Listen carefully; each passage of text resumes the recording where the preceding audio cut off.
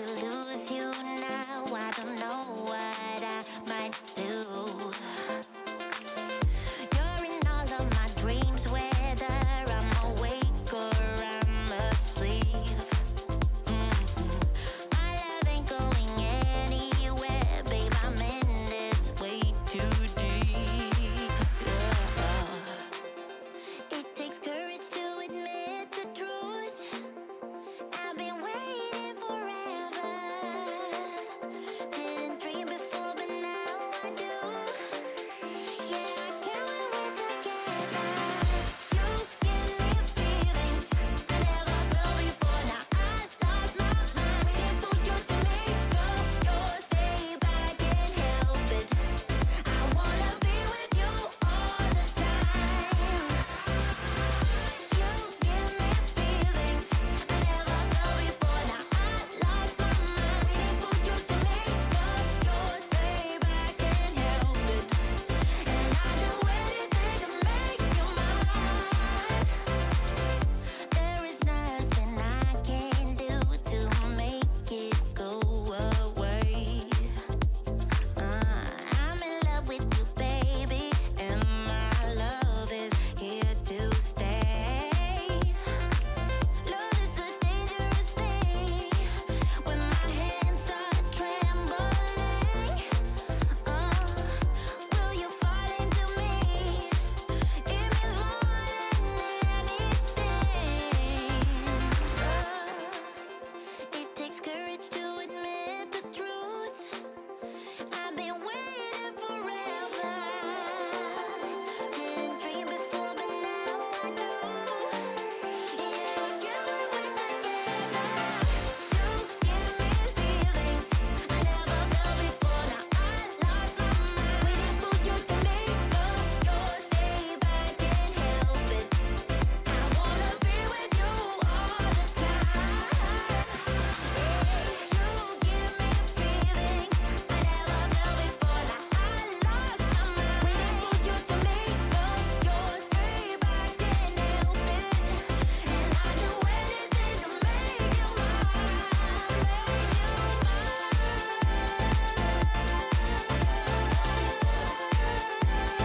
waiting for you to make up yours. You give me feelings I wanna be with you all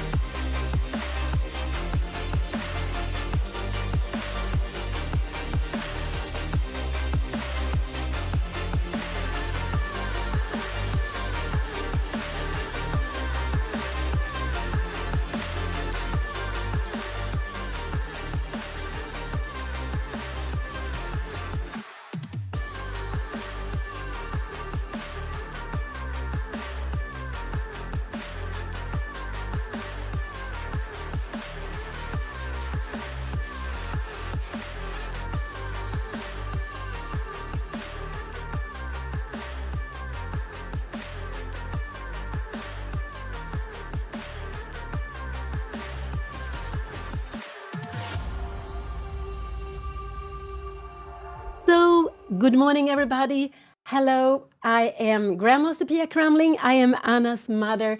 And today, this morning round in the MAIA Chess Open, here we see Anna and her young opponent This morning around, I will be here with you to comment on the game, try to find out why the players make different ideas. And here we can see Anna, and to the left, she's going to play with the white pieces. This is round number 6 out of 9. A little bit speaking, chatting with her young opponent.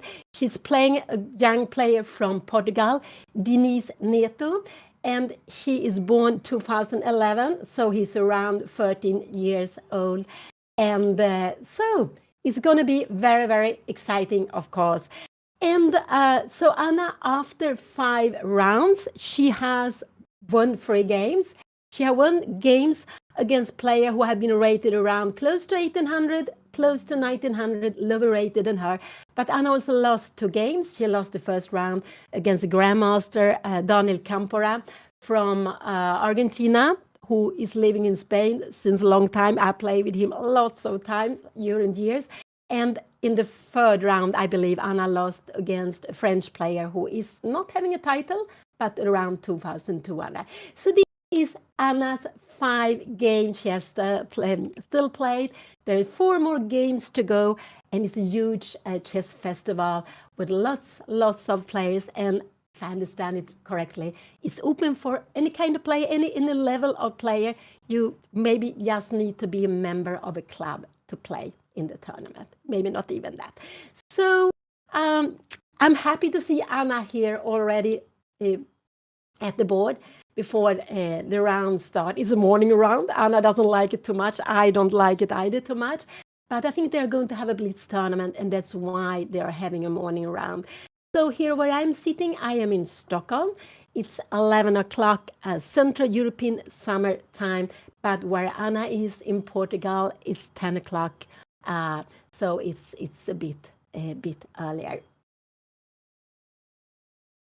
And here we see this lovely wooden board.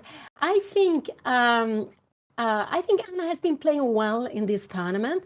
I absolutely think so. She had such a fantastic position the first round against Grandmaster Campora, who has been a player playing the national team in Argentina. He has been over 2550. I don't know if he ever touched 2600. I'm not sure in his best. But in the end, it was a Rook-end game, and Rook-end games are something we need to work on. It's not easy always to play, and there you have an advantage when you are an older, experienced player. You have played more end games. So, but I like the way Anna has been playing. She has also been using her time better, so I hope she will do that today too.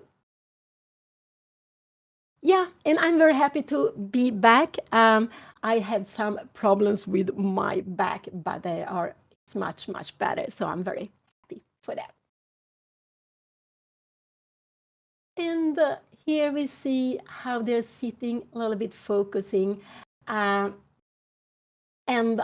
here they are shaking hands. This is very beautiful. You shake hands before the game. You shake hands afterwards. Black start the clock. And here it comes, d4. This will absolutely not be a surprise to her young opponent. This is Anna's favorite move. The favorite move in the family, knight f6. c4 was blitzed out here. And then what will he play? The most common move here is e6. And here we see it on the board. This is the move most of the world's best players play. They play the most solid way like this. So if Anna play her knight c3, she did that. Her opponent can go bishop b4 or d5 or c5. These are the 3 moves to choose from. One is, and I guess, no, here we have it. We have a queen's gambit. The pawn to d5, we have a queen's gambit. I would say it's one of the most common openings to be seen. And so here we have it on the board. Anna played it yesterday with the black pieces. Didn't she play it also with the white pieces 2 days ago? So she is playing the queen's gambit a lot with her black pieces, but she's also facing it with the white pieces. Last time Anna decided to take on d5. Will she play the same or is she going to change here? We shouldn't forget that yesterday they finished the game very late. They finished. They played. They played at 4 o'clock Portugal time. So I think the pairing was out quite late. So neither of the players have had so much time to prepare. Also, you need to have a good sleep and lots of energy for playing, because this is what chess takes. It takes lots of energy. Something is happening. We see a little bit smile. I don't know what is happening here on the board, but they will, well, what is happening in the playing hall. We see a little bit, yes, of the playing hall where they're sitting. The playing hall is normally huge, where all the players are playing. It's also space for the players to walk around. You can go up, you can look at the other games, you can go to the bathroom. Sometimes you can even go and buy, or there could be some water provided for you. So it's not that we are forced to sit during classical games, and that's of course very important because they can be like 3, 4, 5 hours long, sometimes even longer than that.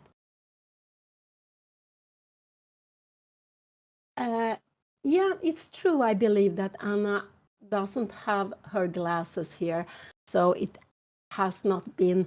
That is not so good for her. Yes, I think Anna actually forgot to bring her glasses to this tournament. Yeah, when you go, the first move, knight f6, what black played here is a little bit like keeping all the options open. It's absolutely a little bit like keeping all the options open when you play your first move. So then you don't know what it will be. But now, after black has played 3 moves, white has played 3 moves, we see there is the queen's gambit. And there are lots of ways of playing. Anna, 2 days ago, I believe it was 2 days ago, she took on d5. This is a move she has played lots. You're taking on d5, you're playing what is called the exchange variation in the queen's gambit. And this is what she also played yesterday, but with the black pieces.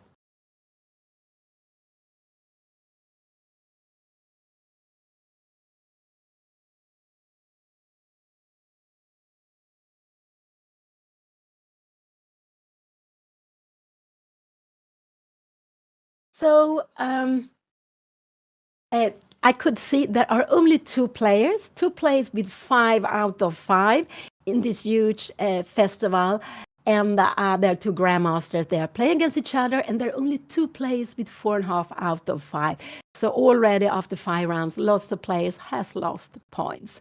And there was a big group with 4 points. But Anna, she has 3.5 out of 5. Her father, Juan Beon, is also playing. He has 3.5 out of 5. So he's one of the many players in this tournament in Portugal. And now Anna is taking a bit of time. And I think she hasn't made up her mind what she was going to play against the Queen's Gambit. I think so. She hasn't made up her mind. And sometimes it could be that we have decided, but as Anna, we are players who like to think. Sometimes we are overdoing it. We want to take some extra time to make decisions. I think this is not wrong. Other players would say, yes, when you come at the board, your decision should have been taken. But don't forget, this is a morning round. Yesterday was an evening round. So they haven't had so much time for preparation. They haven't had so much time for resting. So I think this is why we see that Anna is taking a bit of time here before she is going to decide. No, Anna is having 3 out of 5.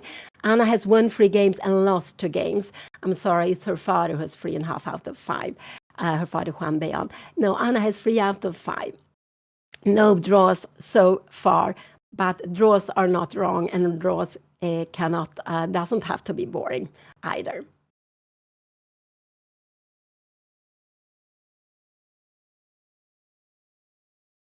And yeah, so this is a little bit a warming up also for Anna. She's going to play in the Olympiad with the Swedish woman team. I am also going to play there. So we are 2 of the 5 members in the Olympiad. It's a team tournament. It's like a world team tournament, open for all nations all over the world. It's a huge tournament. I would say it's one of the most beautiful tournaments with so many nations playing. And there are 2 classes, the open class, and you have also a woman class. And we are going to play in the Swedish woman team in the Olympiad, which will be held in Budapest in just about 2 weeks, 2 weeks' time.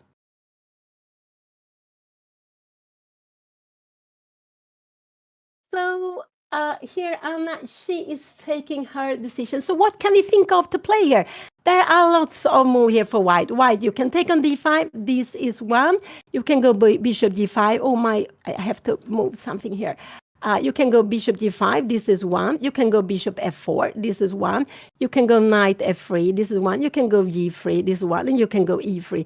I would say that these 1, 2, 3, 4, 5 moves, 6 moves are the main moves to be played here for white. So I think there are 6 quite common moves. Some are more popular than others to be played in this position.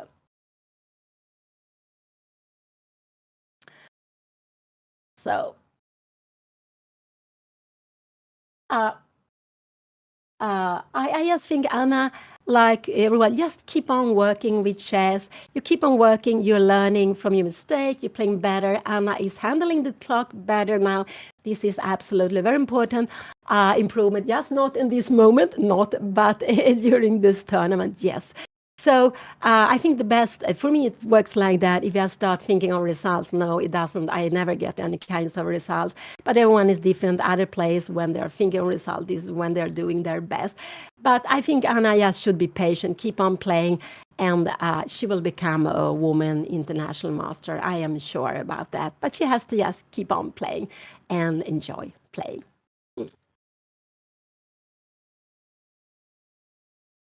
Yeah, Anna is spending time on the move here, already on the 4th move, and that's quite early.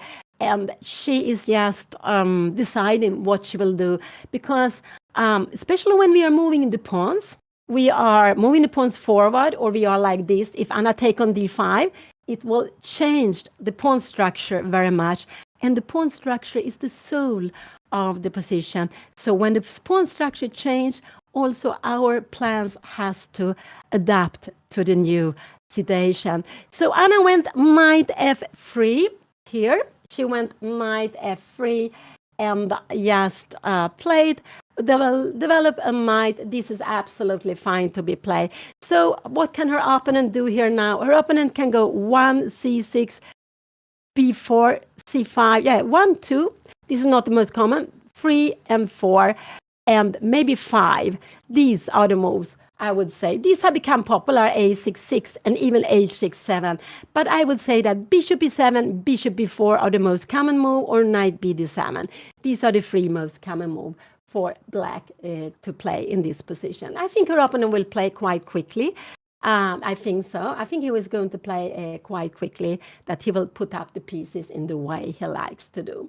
But it has also become popular to go c5, and c6 could also be played in this position. So it's just lots of choices still to do. And it will be very important. It can make a big, huge difference depending on what he's playing.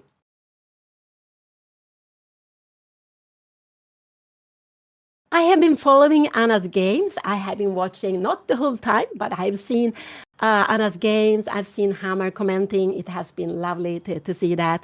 And he has been doing a very, very good job. And so that has been very, very nice to see. Yeah, now her opponent is also taking a little bit of water. He has also to adjust that Anna is not playing what she played a lot. Bishop e7, the most common move, I would say. This is absolutely the most common move. And here Anna can go bishop g5, bishop f4. She can go e3 and g3. These are the moves. She could also take on d5 now, but it would be a little bit worse to take on d5 in this position than to do it earlier on. So what would I expect Anna to do? I expect her to bring out her bishop. This is what I expect her to do, to bring out her bishop. If she would make a move like this, it would be more a Catalan setup, which has become very, very popular the last years. So.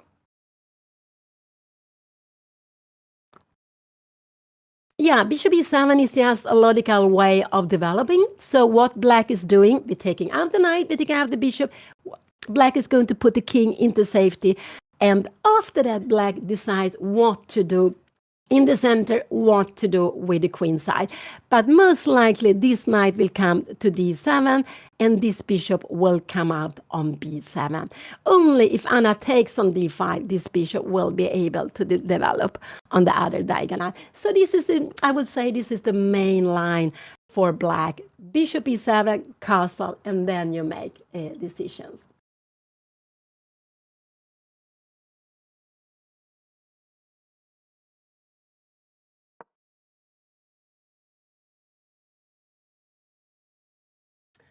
Anna go g3.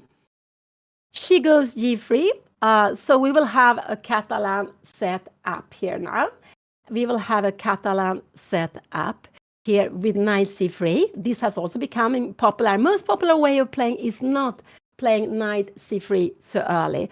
But Anna goes for g3 already here. And that is one of those, I wouldn't say maybe number 3 in this position. Number 1 is bishop g5 or bishop f4. I think bishop g5 is the most popular move to bring out the bishop.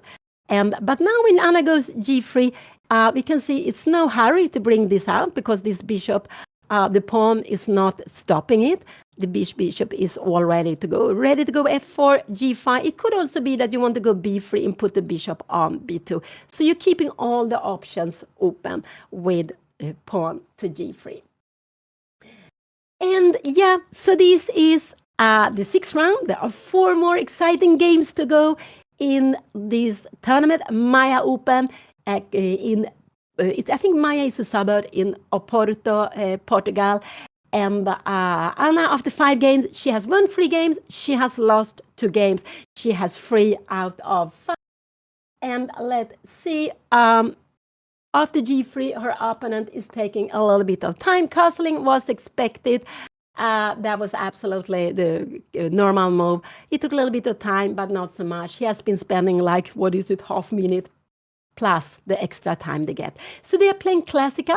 You get, for 40 moves, you get 90 minutes. And in that 90 minutes, you need to make 40 moves plus. You need to make 40 moves, but you're getting all the time 30 seconds.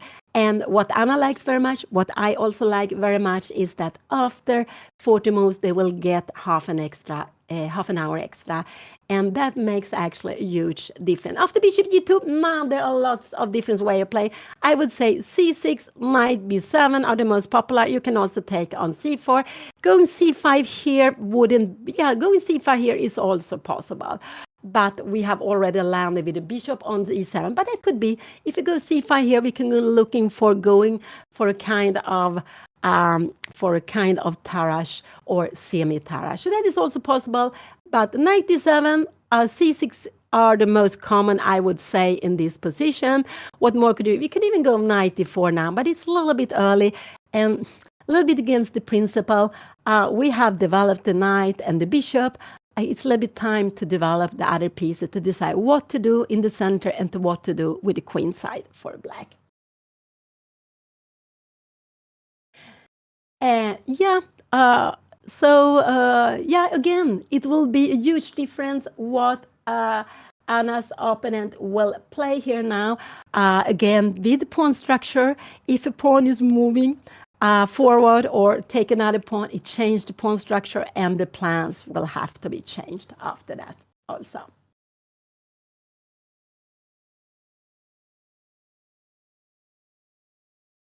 He played b6. I would say he played b6. It's not the move I would play so much, actually, myself. What would I do? I would go castling and knight e5 quite quickly. We can take on d5, but I would actually prefer to take on d5 after the bishop come to b7. So he played b6, bishop b7. Yeah, I forgot to say that is absolutely a way of playing, quite popular way of playing. So I think he's putting the pieces in the same way he would have done if Anna would have played bishop g5, maybe also bishop f4. And so we can see this bishop doesn't have any future coming out here. So it's going to go to b7 because we can see that white is looking down here. So with the bishop to b7, this bishop wants to challenge Anna's strong bishop on g2. So b6 was played. Most normally is to go castle. Anna can try something like 95 if she would like to. It doesn't really change so much, but I would go castling and then maybe 95 next move. She can also start thinking of actually taking on d5. So let's see. Here we have the position. It's getting exciting. We have a position at the board that I didn't really expect, as Anna normally preferred to put her bishop out here on g5 more than to go g3, bishop g2. Yeah. Anna has played 5 rounds, so this is round number 6. So there are 6, 7, 8, 9, 4 rounds to go, and 9 rounds is very, very popular to have in tournaments. Because with 9 rounds you can play for norms.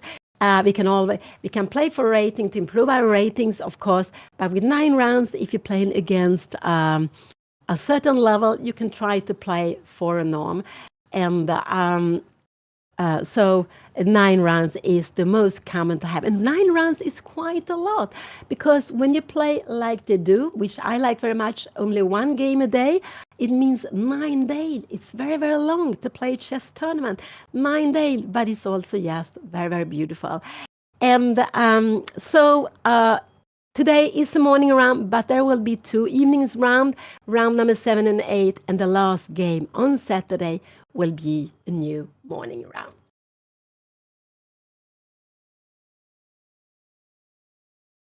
Yeah, it's right. If you are on a castle, that was absolutely very normal to play, the most, absolutely the best. And if Anna, yes, the rule is that if you want the castle, we should touch the king first. If you touch the rook should be moved. So a little bit careful with this, that we do it the right, the right way.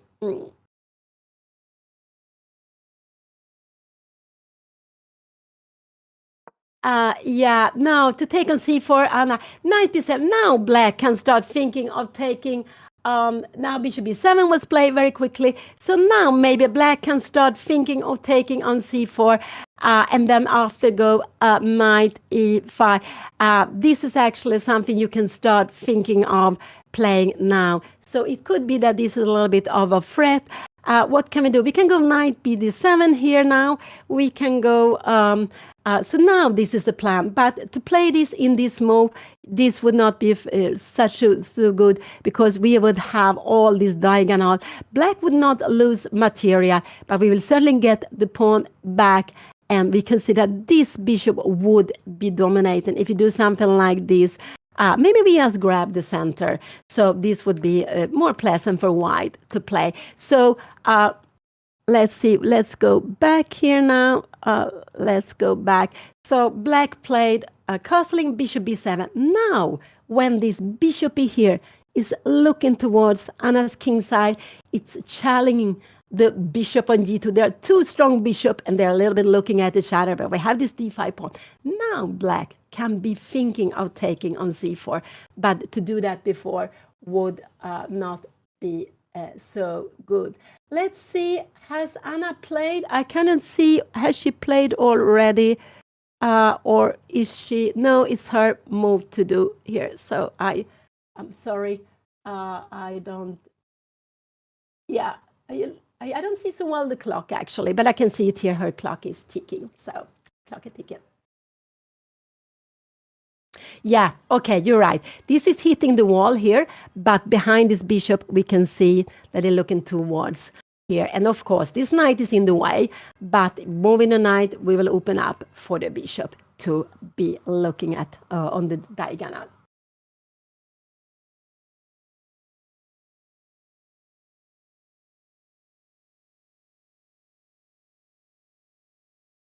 So now I think black is planning to take on c4. Anna will certainly take time here, I believe, to decide how she's going to do with this. She can decide take on d5 if she wants to. This could be a way of playing.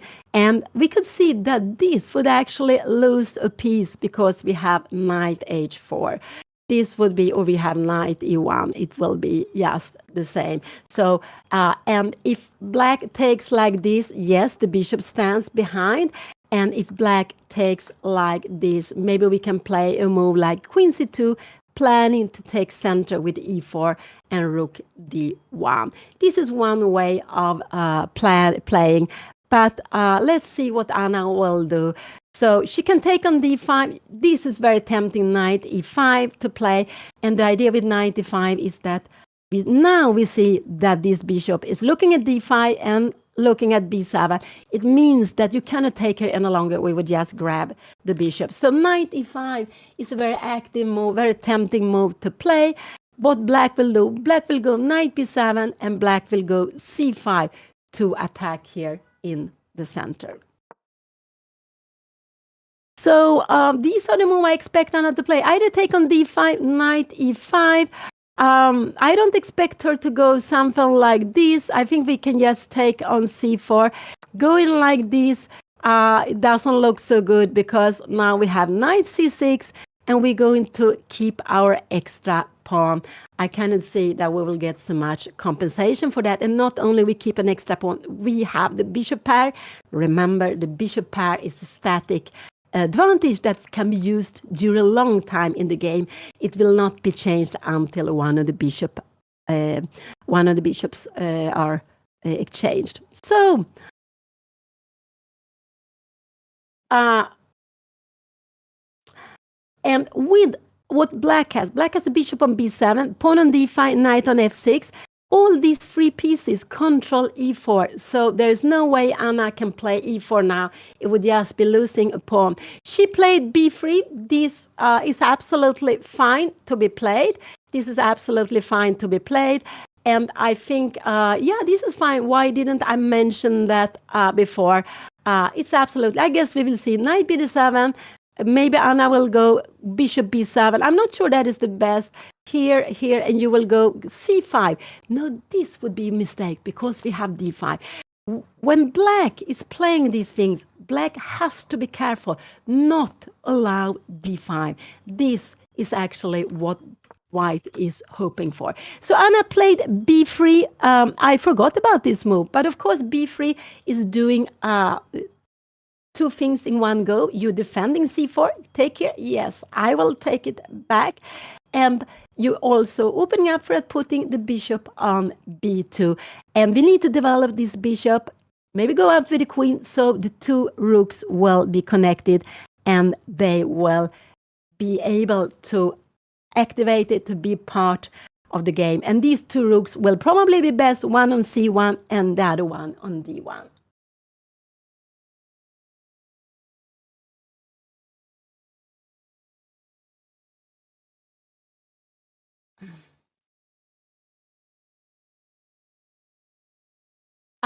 Yeah, b3. Yeah, of course, b3 was one of the natural moves to be played here.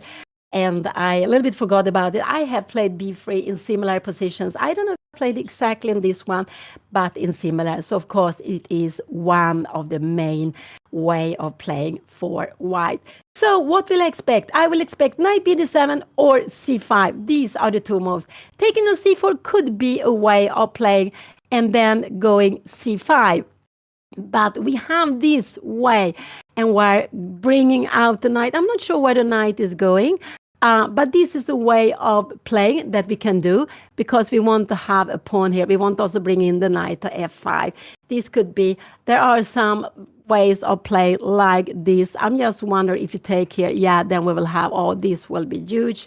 So after knight to d5, maybe knight d6, and then maybe we will just grab the bishop. I'm just wondering how this can be. Yeah, how position like this can be. There are some tactics which makes you kind of take on c4. I just want to show you here. And if you go here, we have queen d5, I think, and we are going to get some material. This is far away. This is far away. Let's go back to the game. So here we have, but I would say that knight b7, c5, and d takes c4 are the three moves to be considered in this position. Maybe knight e4 could be a way of playing also. Already played, or he already played. What did he go for? What did he play? He played knight b d7. Yeah, that was very logical. He put up his knight to d7, and I expect Anna will go bishop b2, that she will just develop her bishop to b2. You can play in different way also. Here we have it, bishop b2. So we can see that both white and black has developed all their nice and bishop delight pieces, and this is what we have to do. Both black and white has put their king into safety, so they have played in a very logical way, and they have tried to take control in the center. So white is challenging d5, challenging e4, also have this control, a little bit control of some control of this square e5. Yes, white has a huge control of e5, but black has a huge control of e4. And remember, these four squares are a little bit like a bridge. These are the most important, and to trying to have control of. So when we play the middle game, we are changing pawns. We like to change pawns towards the center. In the middle game, normally the center pawns are more valuable. In the end game, a pawn far away on h or a file could be fantastic, especially in the king and in the pawn ending if the king is on the other side of the board. But in the middle game, we are. It's a lot about the center squares when we are looking for plans.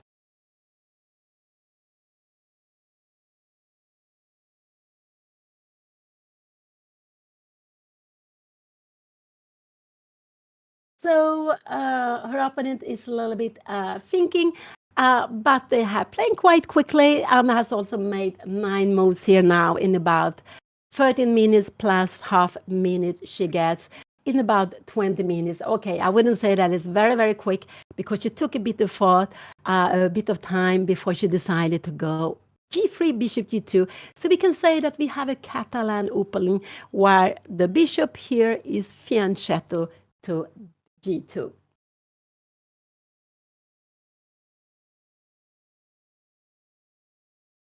And when these are classical games, the games will go on for 3, 4, 5 hours. I don't think anyone has finished so early. Knight 4 came. That was, that's absolutely a possibility to be playing. This is, it's absolutely possible to be played.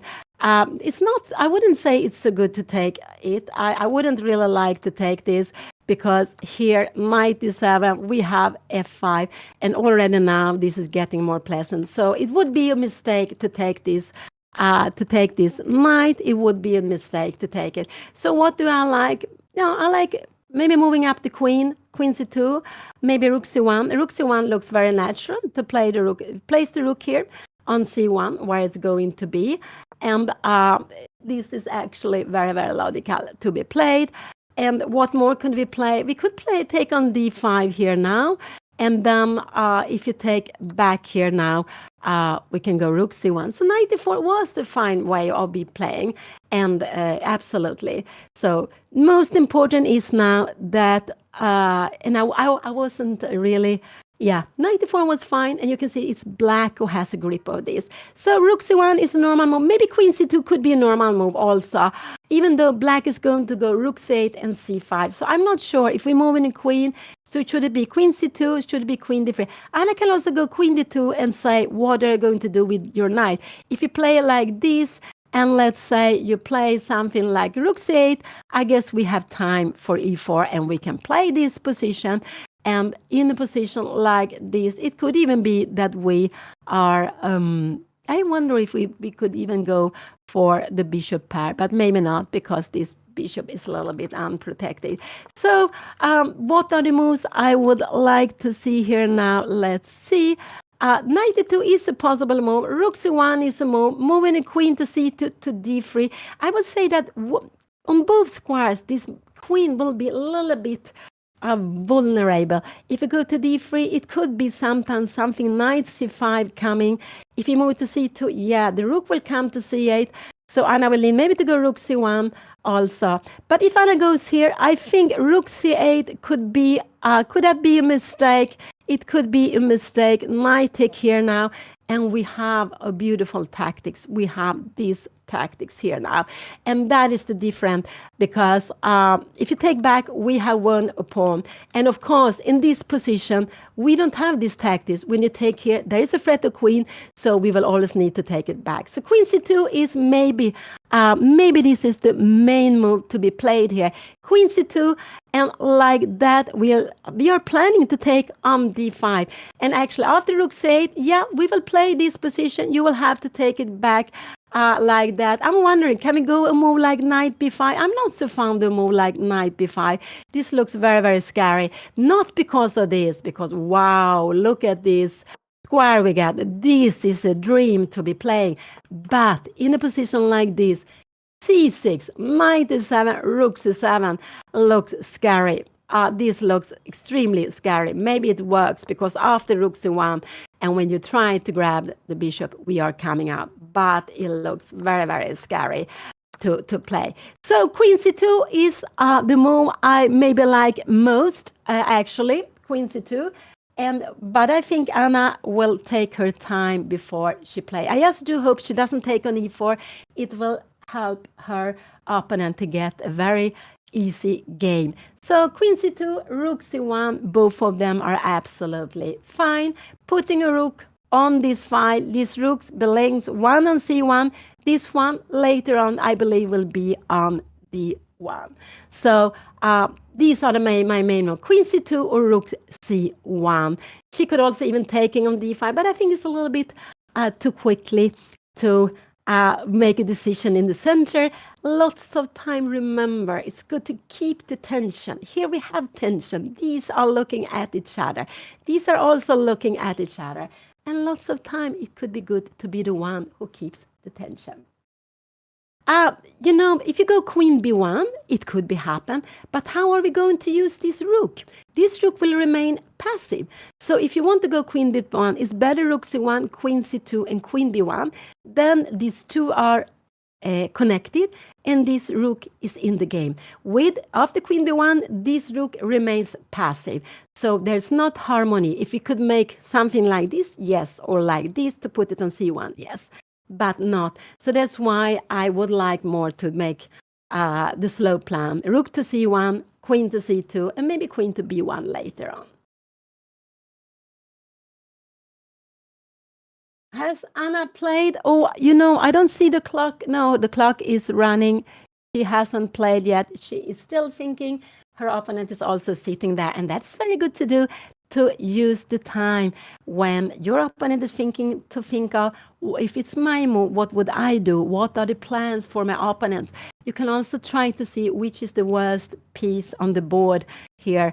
And actually now, I'm not sure which one is the worst piece, but there are a lot of small things you can think of, and also try to see that you have harmony with your pieces they're playing together.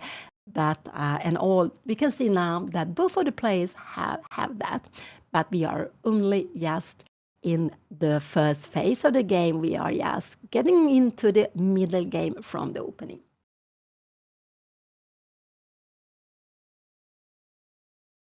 Yeah, it's very, very tempting to play this, but this is not a good move. Anna, after coming here, you will go f5. Black would play for c5, I believe. And where is this knight going to go? It's just, I just feel that this is not, maybe you have to go something like this. It could be played, but what is Anna's plan? Maybe could Black start something on the king side? It could be, because the knight is not on f3, So no, I'm not very happy about taking on e4. Sometimes it's good to do it. I can understand it's tempting because you give a double pawn, but black will get very active pieces if you do that. And white will not also, if you go something like this, knight f2, we go f5, we go f3. Could it be, we could even go maybe knight f6, I'm not sure. After knight f6 is knight g4, we have this, oh, whoa, this hole here. We have to be so careful here. So we need to go maybe something like e3. And yeah, no, I wouldn't be so happy with playing like this. Maybe like this, we have a position like this. Can we go queen take f5? But now we have, I'm going very, very far forward, but I just want you to see, can we play a position like this? Because we see that we are having a knight that never can be pushed away. We have a bishop which can come into play if we can be ready to go d5. But this knight has got an outpost. So, and this is normally what the knights dream about. I don't want to take on e4. I prefer Anna play rook c1 or queen c2. Maybe 92 could be a way of playing also. After 92, black can decide to take one of the knights. Black can also go f5 if black would like to. But now it's a different things. Now we can take, and we are keeping a more active knight in the game. This is actually, you can take back like this. Taking back like this, I guess, is worse because we go f3. And here after this, we will actually take with e-pawn. And this is a backward pawn. We go rook e1. We're putting pressure on this pawn. So go back, go back. So the moves for me is queen c2, rook c1, maybe knight d2, but don't take on e4.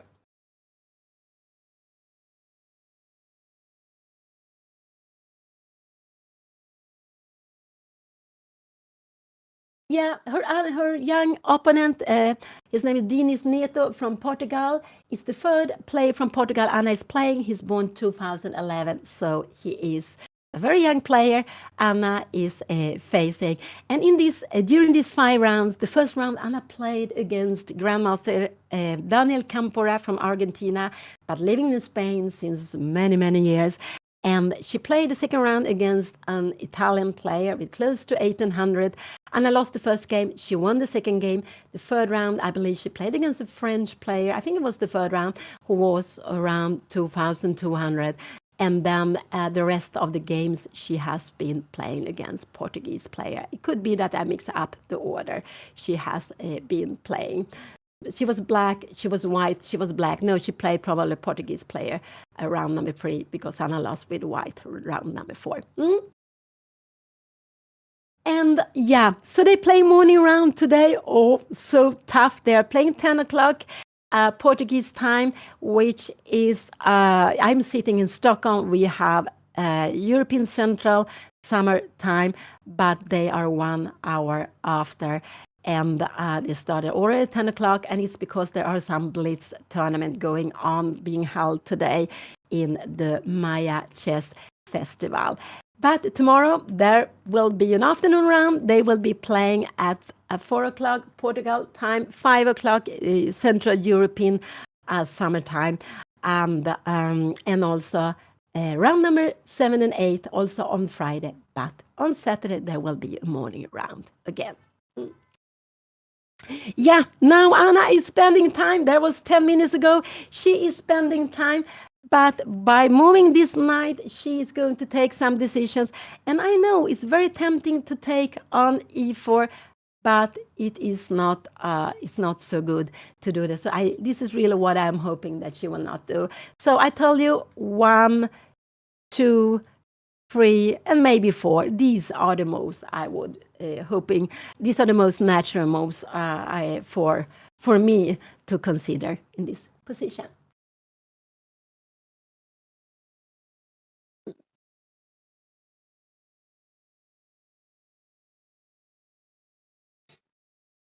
I don't know why the camera is not so good. Oh, Anna took on e4. This was a mistake. She took on e4. This is a mistake. Now she is getting can be getting into problems, because after knight d2 there is only one move her opponent can play, and that is f5. And this could Anna go? She go knight d2. We will see f5 on the board. This is absolutely only move her opponent can play. After this, Anna has queen c2. She will win the pawn. So f5 will be coming out here now. f5 will be coming out, and there is no other move her opponent can do. But it's also a good move. And now I'm not so happy about Anna's position, because this knight would be much stronger in c3 than on d2. If this knight was on c3, this is absolutely a good plan. With the knight on d2, this is not a good plan to play. I'm quite sure we will see f5, and I believe Anna is going to go f3 here. But in this position, maybe can we even go e3 here? It could be knight b1, and we can start something like this. This is getting scary, because look at this piece. It's not very, can we try something like this? I don't know. Could it be some attack coming here? Yes. I have, what is happening here? Bishop d6. Oh, this is going to be very, very, very difficult. Queen g5, queen e1, and a rook attack. This is already very, very bad. So I am worried about this position. We will absolutely see f5 here on the board, because it's a forced move. And I do hope Anna will not play f3. After f5, she might need to go e3, planning f3, but the planning f3, and maybe even planning a3. So this is what I'm hoping she will. Let's see, has he played yet? He played f3. Anna played e3. I'm very happy to see that. That was a very important move to do. She needs to stop the pawn. The only problem is now that when Anna go f3, there will be hole on e4. And I told her with this here, what can her opponent play here now? I don't know. Anna's plan is to go f3. Could it be that he goes knight f6 here now? If he go f3, we have this bishop b4 playing, taking here, taking. We take with the queen, and we can take with both ways. Even, even this could be possible, because changing bishop, this bishop would be so much stronger than that one.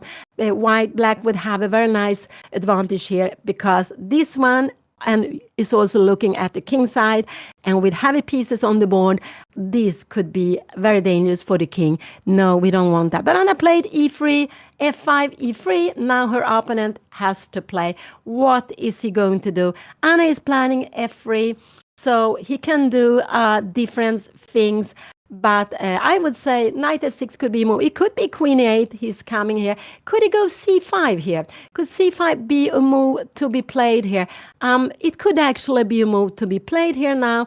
And then, I don't know, if maybe f3 is already a mistake. Yeah, this could be, yes, a huge mistake. So I believe we will see c5 on the board.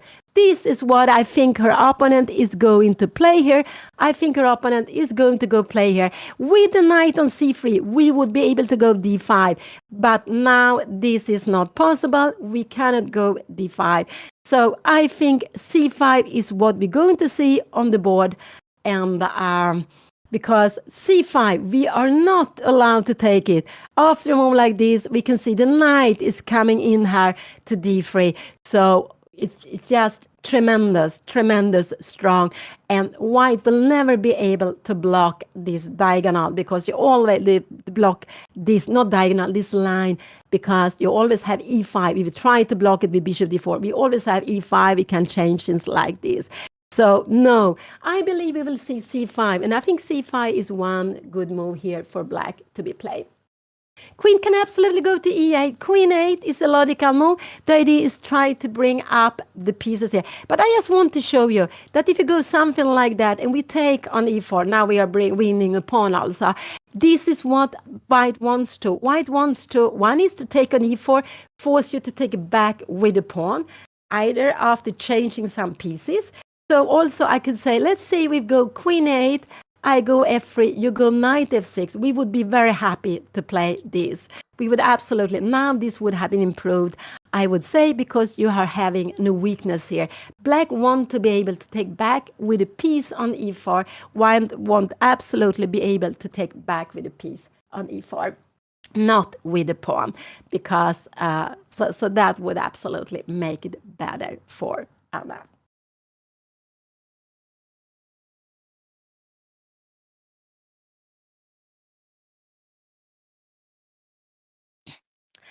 So yeah, they have made 12 moves. They have made 12 moves. Yeah, no, G6. I don't like G6 because look at this bishop. Also, maybe we go F3. Now, you will not be able to keep a piece. If you go here, we will grab it. Look here, knight G4. No threat at all. We defending everything. Aha, bishop G5. Yeah, you're right. Bishop G5. We can even go rook F3. If you're taking here now, I'm just wondering, we can even go knight, take E4. And even if you get E3, we are opening up the position. And this one is looking from the behind here. So this is, so no, G6 would not be good because look at this bishop. It's important for black to keep the pawn on G7. The king is so much more safer with the pawn on G7 than if this pawn is moving further. Only if black is very ambitious to go G5. But again, this would weaken. We have F3 and we are getting so happy. So Anna's next move, if Anna was to play, she would go F3 and she would be fine, I believe. Oh, she would be fine. Oh, sorry. Mm. So, but her opponent, what can her opponent do? Yeah, if you do something like this, but I'm not sure the king is better here because again, the king stands on the diagonal. I think actually the king is better on G8 than on H8. So I think the king is good. There's no reason to go. Queen 8 could be played, but then I like to go, can we go F3? I'm just wondering, can we play like this to play this position? And maybe we need to go knight take. You have 95. And I'm just wondering, can we go something like this? But you see, this is the problem. It's a white square. It's a white square. We cannot challenge this square with the bishop. So this is, yeah, it's already a bit more pleasant for black than for white, this position, because we will never be able to control this square with a pawn. If you go F3 and black takes on F3, and that's what black should do.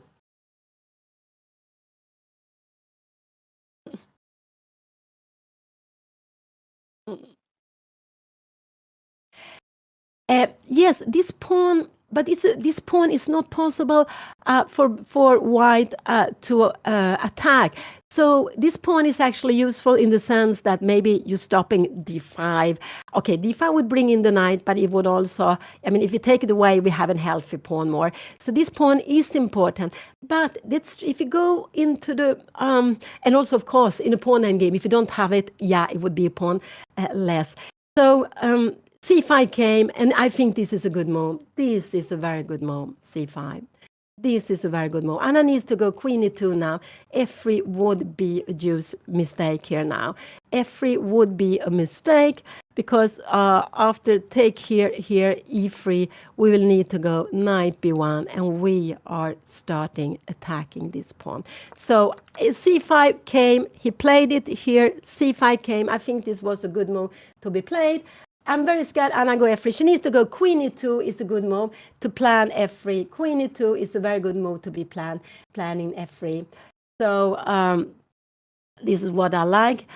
Can she play something else? I don't know. Can she go knight b1, knight c3? But it looks very, very slow to go this. Bishop f6. Can we go knight c3 here now? And we are standing, but now we know to go queen d2, but in a position like this, they're starting some tactics. We are bringing in the knight here. So no, not b1. No, I don't like it. I like queen e2 here, but I'm not so happy about the position we have at the board. I would be very happy if Anna was playing black. I just prefer black's position here now. But okay, queen e2 is what I like. The plan with queen e2 is to go f3. This is the plan with queen e2. The plan is to go f3. If Anna goes f3, no, you can take here. And we don't have time to take on e4. And if it takes back, yes, we can start forcing the knight back. This can go very, very wrong very, very quickly. So Anna needs to go out with the queen to e2 first. She needs to protect it. And like queen e2, there is also something other useful. You see the two rooks are connected. The two rooks are connected.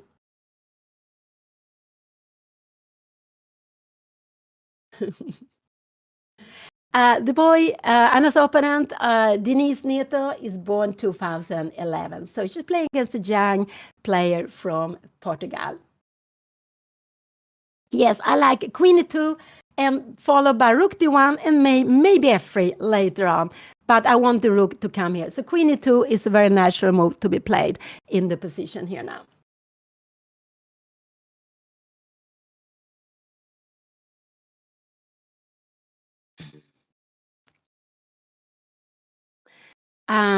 So F3 would be a mistake. I would say it would be a big mistake to go F3 because there are very much activity for black using the fact that this knight is not standing so well here on D2. So this would be a mistake. I like Queen E2 like this. I told you, getting the rook into play, I can have some ideas of going F3 later. And after Queen E2, I want to put this rook on D1, looking here towards the queen, but also defending D4. And if you have like this, a position like this, let's say you go E5 here now, I don't know if you can go D5, because after this we will grab the pawn. No, you cannot do it. Maybe bishop C5, can you go bishop D6? Oh, we can start. F3 is not a good move, but there are some crazy ideas of going G4. This is actually possible to be played. That if you take here, we have knight take E4, and we have a fantastic square here on E4. So Queen E2, I do hope Anna will play. What more could I be thinking of? Maybe Rook C1. But I don't think I want the rook on C1. I want the rook on D1. So Queen E2 was I like. Bishop F6. I want the rook to D1. You make something like this. Maybe we can go F3 here. I don't know. Maybe knight B1 is too slow. Maybe this is wrong to put it on C3. Maybe we can go F3 here, and we are getting fine in this position. So this is what I'm hoping Anna will play here now. So yeah, Anna is having 3 out of 5. She has won 3 games. She has lost 2 games. So she's having what I'm calling +1. She has won 1 more game than she has lost. And she has won against a lower rated opponent. They have been around close to 1800, 1899, won almost 1900. And she has lost against Grandmaster 2367, Daniel Campora. And she also lost against the player on 2200 from, I think it was France, who I believe doesn't have any title. So that is Anna's score until now. She's playing a huge festival in Portugal. And like a little bit of an anecdote, I've been living in Spain during lots of years, but I have never in my life been to Portugal. I have never been there to visit, but I also never played there. So that's a little bit of curiosity. But my family had been there. Both Anna and Juan has been there sometimes before.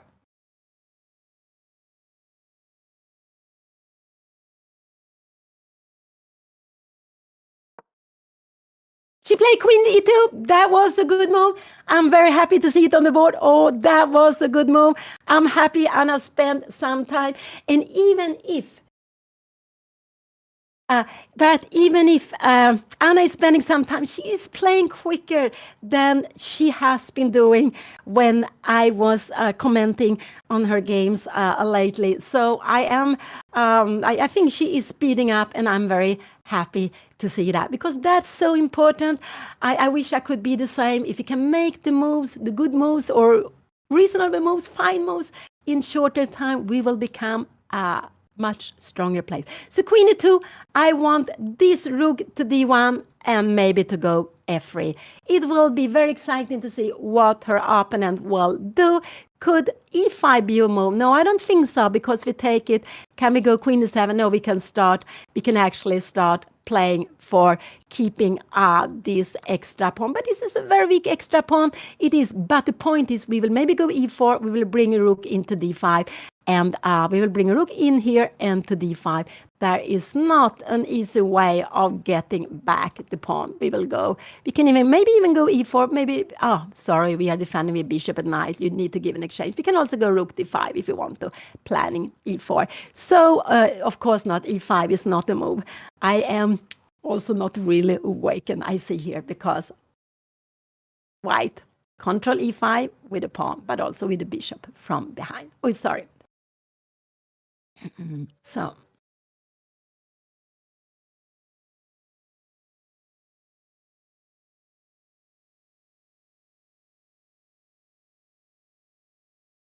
So yeah, Anna is down to 1 hour 2 minutes. She has made 13 moves.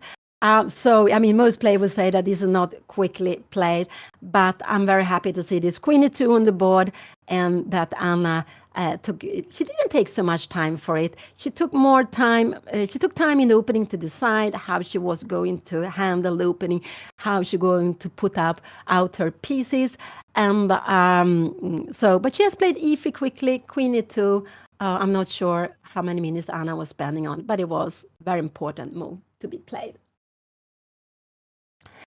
Um, so I think Anna is getting up, and that is good to do to get some energy. You need it. Get something to drink. Maybe just to move your body.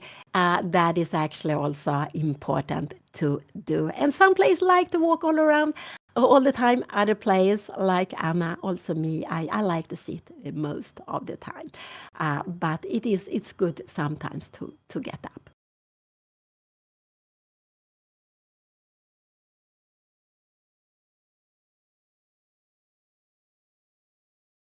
Yeah, yeah, I speak Spanish. I have been living in Spain with my family for many, many years. We are in Sweden now, but for many years we were living in Spain. So I started to speak Spanish, but it took a bit of time before I dared to speak Spanish when I was living there. But yes, I can speak Spanish. And so during many years, Juan, Anna's father, and me, we were traveling around very, very much in Spain, playing lots of tournaments there. And yeah, that was really, really beautiful.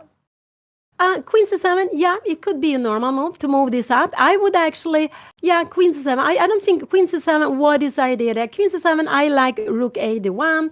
Yeah, the idea is actually to connect the rooks here. I wonder, is f3 is a good move or not?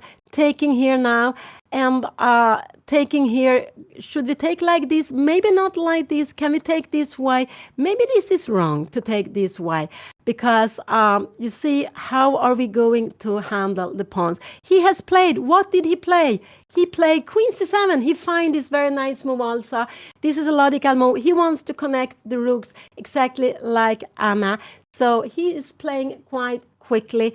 I would actually wish that he was playing a little bit slower, but he is practical. That's very practical. So now the two rooks here, we see they are connected. So he will bring in one rook to d8. And when this pawn move has made f5, this rook is standing best on f8. So this was a good move. Also, what he's doing with queen c7 is that he's defending the bishop on b7. And that could be good. It could also be later on that if Anna wants to change it, he takes back with the queen and he looks down to Anna's queen side. Yeah, I would say so also. I think that younger players tend to play quicker because now also there's lots of tournament with quicker time control. I wouldn't, and also lots of players love to play these blitz tournaments, these also bullet, where you only have 1 minute and no extra time. So also for classical games, when they were held before, we had much more time than we have now. We even had adjournments, which meant that after, I think the Germans was after 5 hours, that after 5 hours we got an envelope. Instead of making the move, we wrote down the move and we put it in the envelope. And the day, in the evening, the same day, or maybe next morning, the game continued, and it could go on like that for very, very long time. So, I would also say that younger players tend to play quicker, but we, of course, among all generations, have different players. But it's quite, you can quite clear see a pattern that some players tend to use a lot of time, and some players, yes, they are quickly. And it actually, it's very, very good if you make the same moves quicker. You will have better result, absolutely. Oh, thank you. Yeah, I'm very happy to be back here with you. Very, very happy. We're also very happy to see Hammers commenting the first 5 rounds. And I have been happy with the play Anna has been showing. I think so. Let's see what will happen today. And so I think Anna has been playing well. Absolutely. She has taken some very good decisions. There, of course, has been mistakes also. We all make mistakes. But yeah, so that has been nice to see and lots of things to learn from, like always in chess.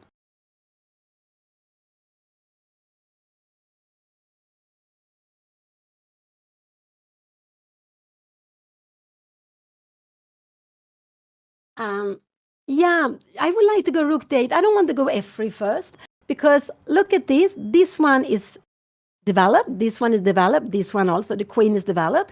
This one is passive here. This one needs to be here if our plan is f3. So I just want to bring in this one. For me, this is the most logical move. But it could be that f3 is better.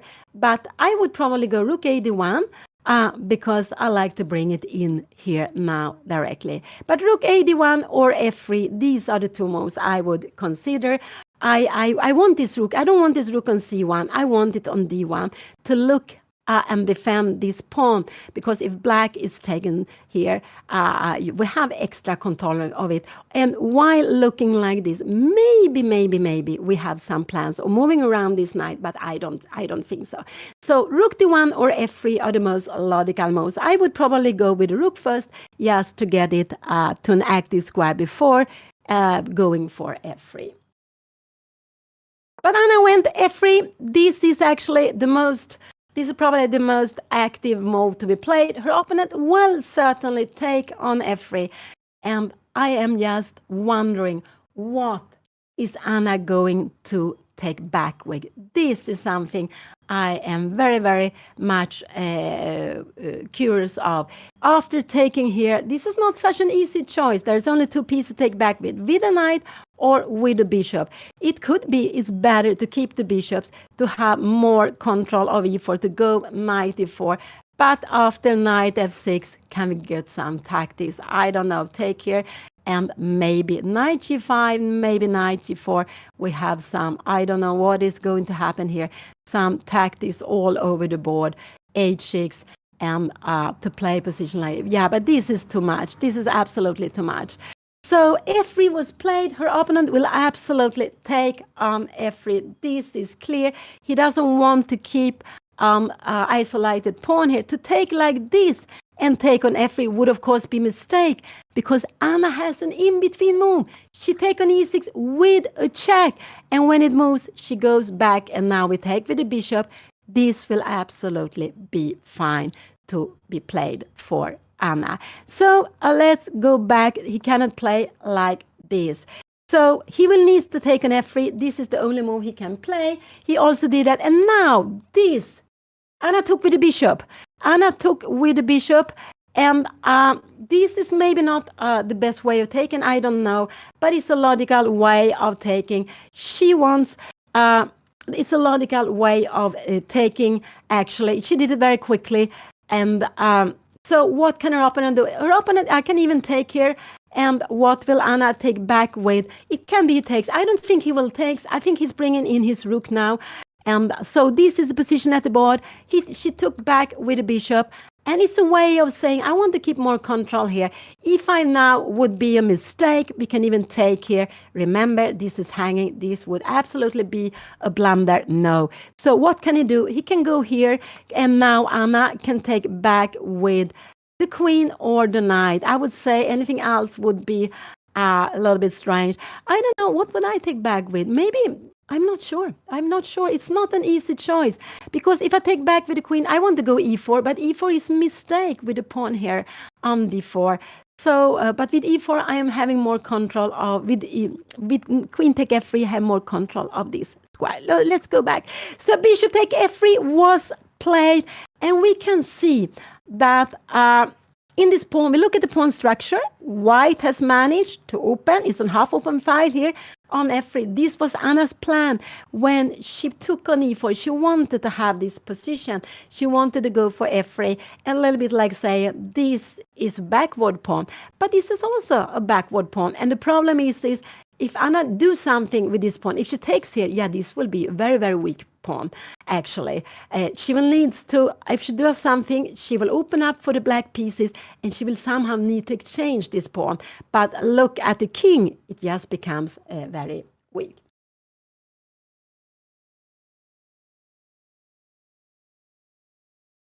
So, yeah. And now I told you, yeah, I think still rook d1. Maybe rook could be on e1 also. That could be a possibility that Anna wants to go with the rook. And when she takes like this, it could be actually that her king will come to h1, queen g2, and king to h1. Just if she wants to have some idea of going e4 later on to exchange this weakness. Yeah, there are long-term plans.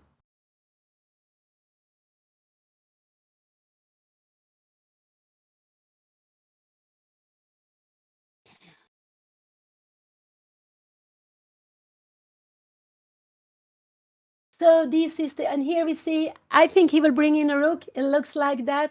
It looks like that, that he's going to bring in a rook. Now, it's going to bring in one of the rook. And the big question is for him, come here or here.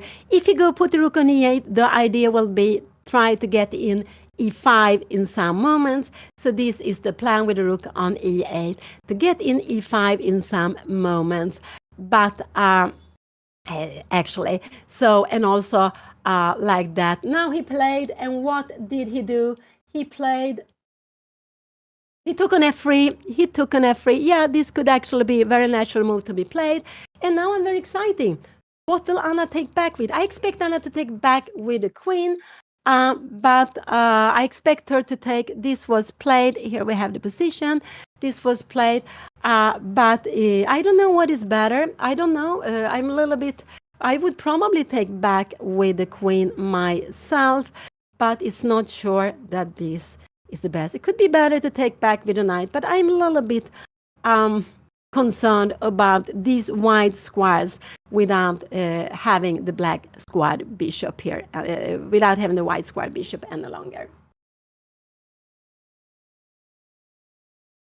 Yeah, taken back on with the knight, we will have control here on e5, we will have control of d4.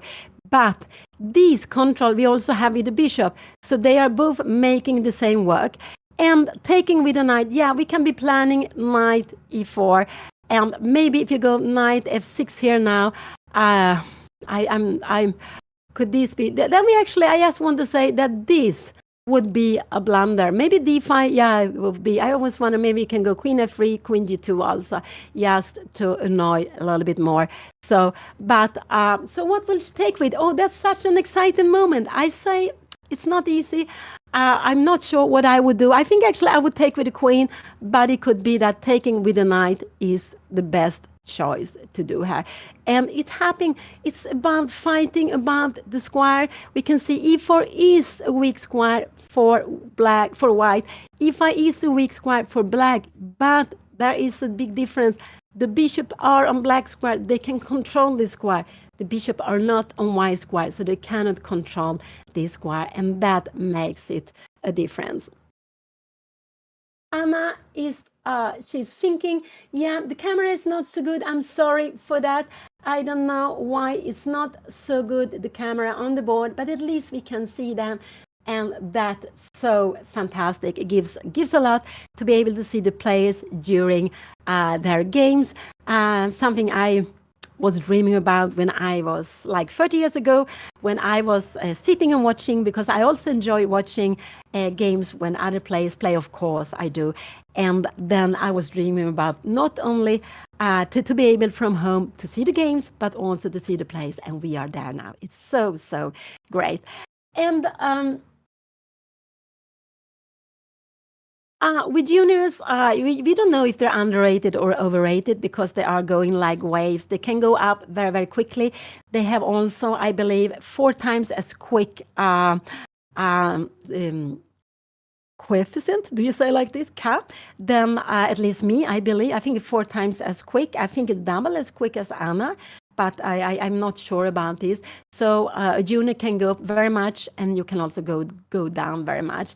And so we don't know the waves they are having, but in general, juniors are going forward, they are going up. So it's always a little bit tricky when you play against a young player, absolutely. But now there are so many strong young players, so many young players playing also. So that is just beautiful.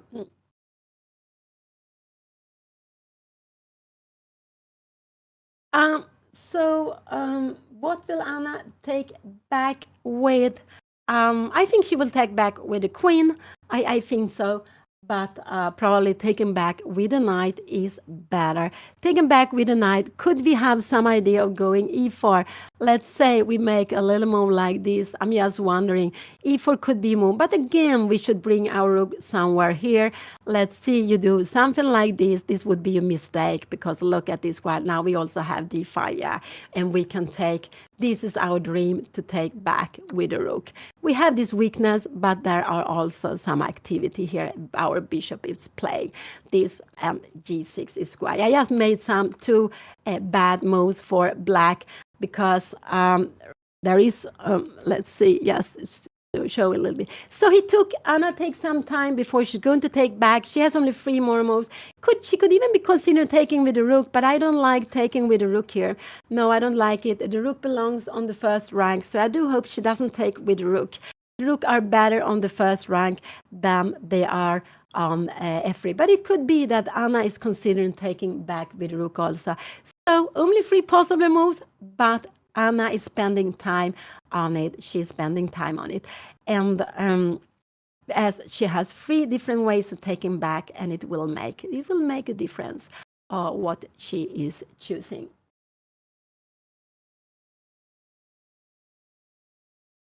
So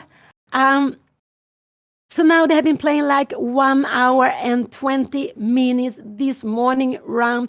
All of a sudden in the tournament, they are normally playing in the afternoon, normally 4 o'clock Portuguese time, 5 o'clock Central European summertime, where I'm sitting in Stockholm. But today there's a morning round, and we know Anna is not so happy about mornings round. I don't know about her opponent. But there are lots of players doesn't like to play in mornings. But I remember I spoke with one very strong player. He said, "Oh, that was great to play in the mornings." He really loved it. So we are all very, very different with that. And it's very typical that in the last round is a morning round. So players who wants to can go home already the same evening. Also in the Olympiad, even the Olympiad, the last round is normally held in the morning. I'm not sure what will going to happen now in Budapest, if it will be a morning round or if it will be just a round a little bit earlier than the other rounds.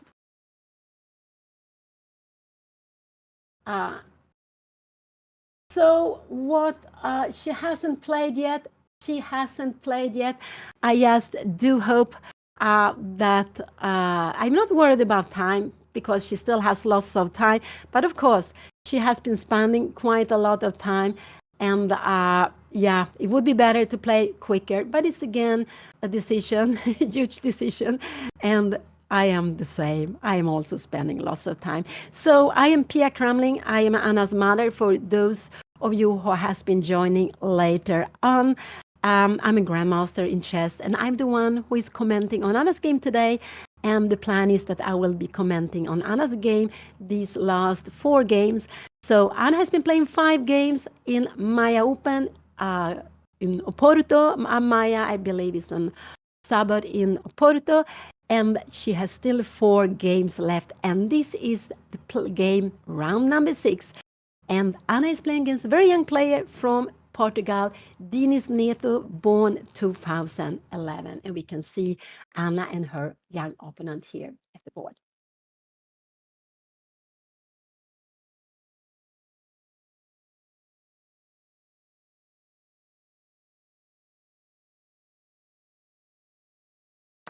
She took with a knight. This was a good decision. It was not an easy decision, but it was a good decision. What will her opponent do now? I'm not sure. I think her opponent will bring the rook on A to one of the square. This is what I think. Knight f6 could also be a possibility. I think this rook will be activated. It is a little bit strange to move this rook when you have moved the pawn on f5. If the pawn was on f7, yes, this would be logical to move this rook. With the pawn on f5, no. So I expect her opponent to bring in this rook d8 or e8. This is what I think is the most logical move. And also because we can see all these pieces have been developed. This one is standing actively because we moved the f-pawn. This one defends the king side, so it's quite logical to keep it there. So this rook is not playing, so I expect this rook to come into game, and I expect Anna afterwards to bring her rook into the game also. So yeah, let's see. I think he will play quite quickly. He's playing quite quickly here. I've been watching Anna's games, and I've seen Hammer's commentary. It has been wonderful. I've been enjoying it a lot. So it has been very, very nice that Hammer has been commenting these days, giving a lot of good insight with his commentary. He's a very strong player too. So that's really lovely. And when we are going to play in the Olympiad in 2 weeks' time in the Swedish woman team, both Anna and me, Hammer is going to comment on both our games, I believe.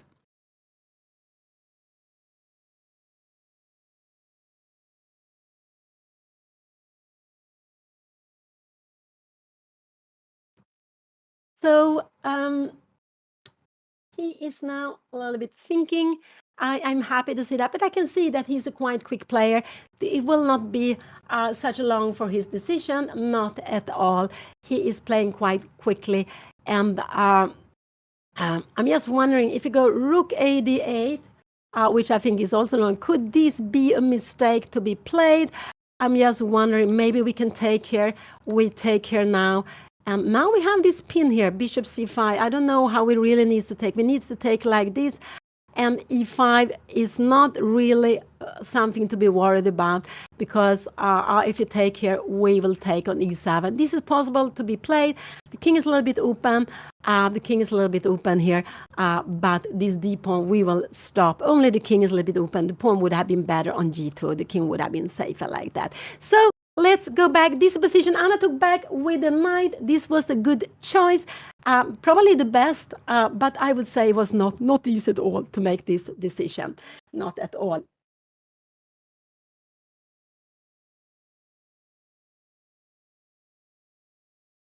When you're playing open tournaments, there are some open tournaments open for all category of players. It doesn't matter your ELO rating. You are also allowed to play even if you don't have ELO rating. I believe that the lowest ELO rating we can have now is 1400. And in an open tournament, you can play. It doesn't matter age or anything like that. It's open for all. If it's an open tournament in the open class, and so it's open for all category of players, all ages, and yeah. So, and that is what I believe. It's like that in Portugal. I don't think they have a ELO limit for the players. I remember when I played against a kid. I played in Lloyds Bank. This is back 2000. I think it was 2086. I played in Lloyds Bank, this huge, very beautiful open tournament in London. And I played against a kid. This kid, he was rated higher than Anna's opponent. He was 2,300, and he became the English best player. So playing against a kid, it's not always so easy. It was Michael Adams, and yeah, I had a very tough game against him. So playing against young players, I also played against some other very top players when they were very young, like Wesley. So I also played against Ponomaryov. He was 12, 13 also.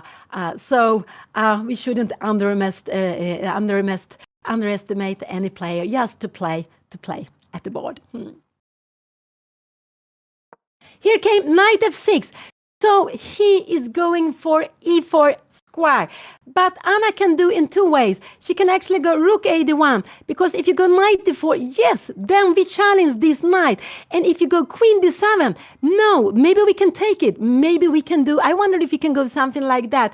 Maybe no, you have knight d6. I forgot you have knight d6. So, but maybe this is a good way of challenging here. I wonder, rook f4, you're going back here now, and we are bringing in d5. So, and even if you take like this, rook take d5, this is also weak pawn, and you don't dare to go g6. I wouldn't say this is very scary, because we are dominating the position here now, and now we are bringing in e4. This is just getting very, very good for white. So let's see, Anna, he played this move. I like rook d1. This is what I like to do. I like to go rook d1. If knight d4 comes, yeah, we can just take this one if we want to. And if you take here, yeah, we take back with the rook and we play this.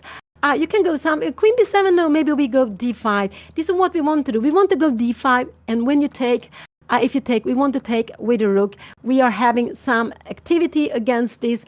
I don't know, can you go something like this? I'm just wondering if you go this. I know, no, we don't have bishop g5. I'm not awakened here now.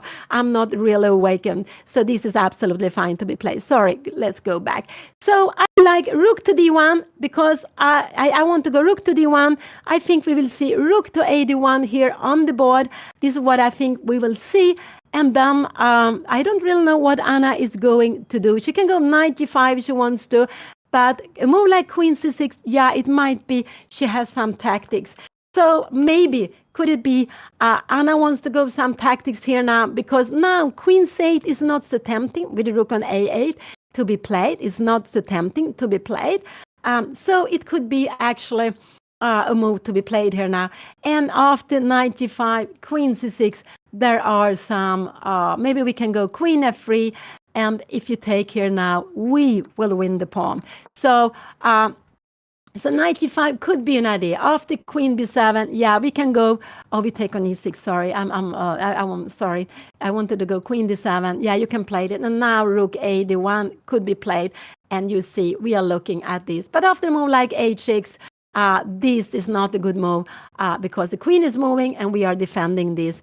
And this will be a weaker pawn. But okay, we will have some piece activity. We can even manage to change queen in a position like this. So let's go back.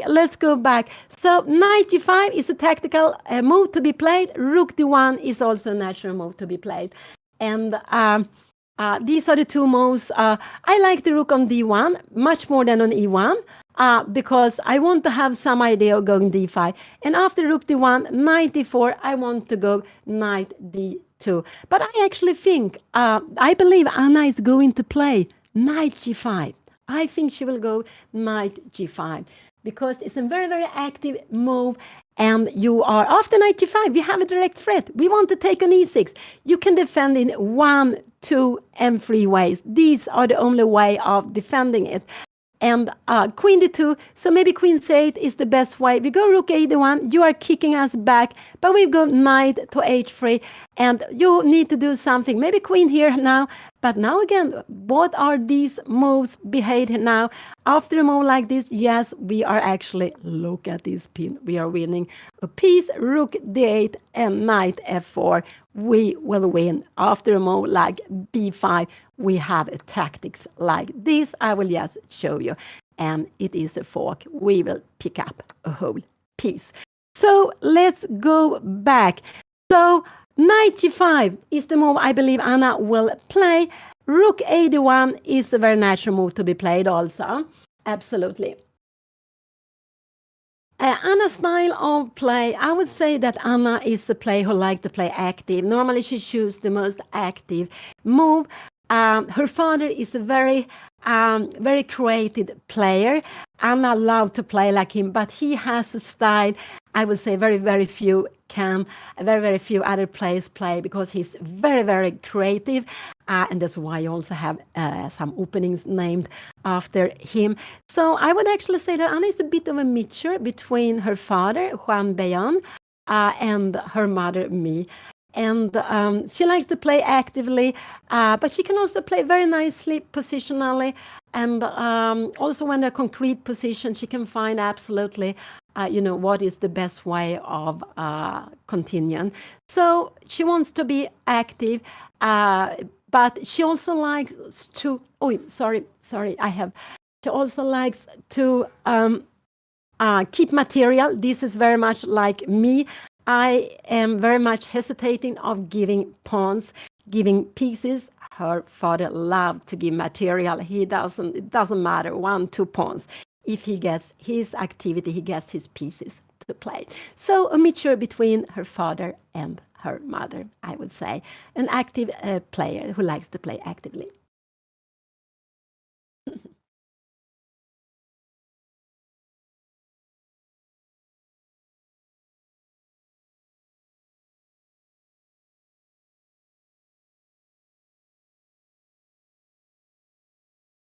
And now Anna is taking time. I'm still not worried about time, but I will be that soon. She is down to 45 minutes and she needs to make 25 more moves in these 45 minutes, plus the half minute she is getting for every move she is doing. She is playing.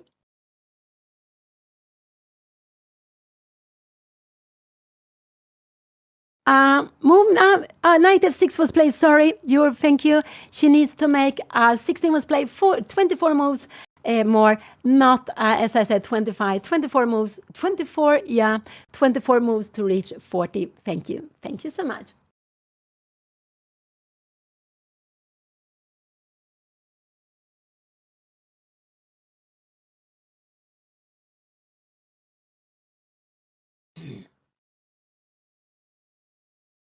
Yeah, they are now these days when you're playing classical tournaments, it's very, very common that you get half minute per move. And this idea of having extra time per move, I believe is Fischer's idea a long time ago before we had digital clocks. So you will be able to win at least easy winning position, and you will not be losing the game because the flag is falling. So they are having a half minute from first move. Actually, in some FIDE tournaments, some tournaments held by the World Chess Federation, they actually have had tournaments without this, I believe. Yeah, but in general, in most tournaments, also now when we play in the Olympiad in 2 weeks' time, it will be exactly the same time rhythm. You will have 40 moves. You have to make 40 moves in 90 minutes. And after 40 moves, you get half an hour, but all the time, this half minute on the clock.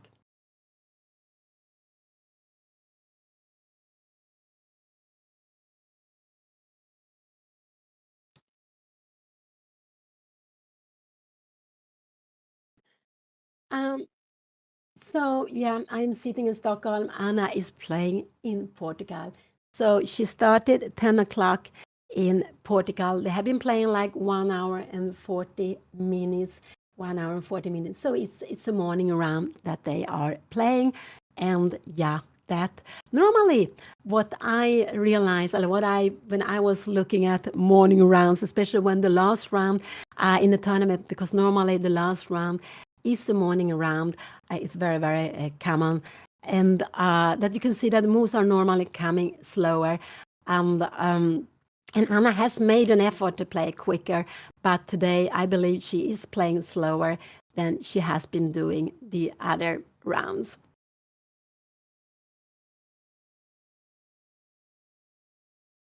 Yeah, the camera is sometimes as well, but we can see them. That's very, very nice. We can see them, and that is, of course, very, very lovely. We see this beautiful wooden board, and they're using digital boards. So when they make the most, it goes automatically out to online so we can see them. But I think there is a delay of like 10, 15 minutes. And that is quite common in international tournaments that you have like that. There is a delay for the spectators sitting at home with normally it's 15 minutes.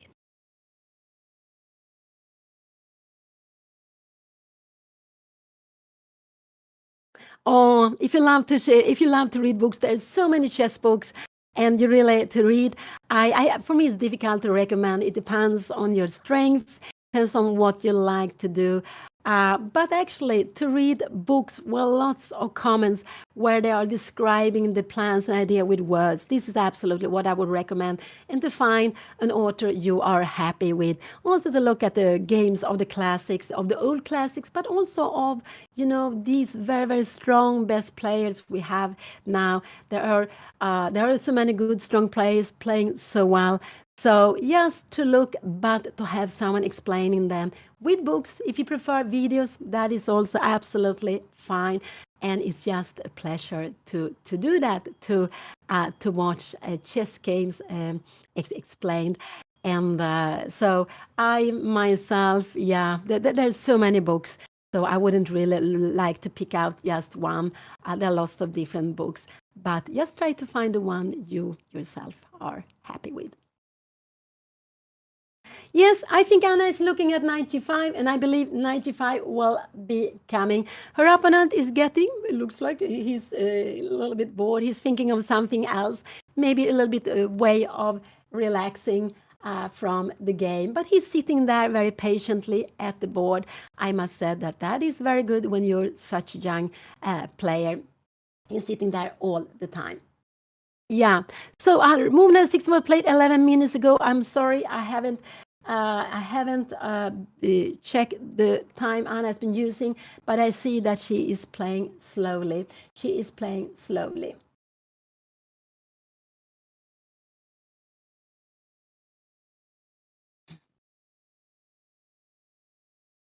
And here, yeah. And behind we can see there is another board. I think they're the top boards there because they are playing up on the podium. And that is also very beautiful that for the strongest player, for those who are in the top in the tournament, they are up on the podium playing a little bit separated from the rest of the players. And Anna, yeah, she has 3 out of 5. This is round number 6 out of 9 in MAIA Chess Open in Portugal. And Anna has won 3 games against lower-rated player. She has lost 2 games against higher-rated players. She has played against 1 player with a title. It was Grandmaster Daniel Campora from Argentina, but living in Spain during many, many years. And so these are the 5. So Anna has been playing from a player against Argentina, a player against Italy, a player against, I believe, France, who was also high rated, and then 3 players against 3 Portuguese player. So today Anna is facing a young player. We can see that Dinis Neto from Portugal. His rating is close to 1800, 1785. So Anna has to come up with a plan. What would I do? I would go probably rook d1, but I think Anna is looking at knight g5, knight g5. It could be that Anna is looking at that because we can see that this pawn is not possible to defend either, only with the queen. So it could be that Anna is very tempting to play that move. Rook d1, yes. And if you go with the rook, you see this rook is good. It's a half open file.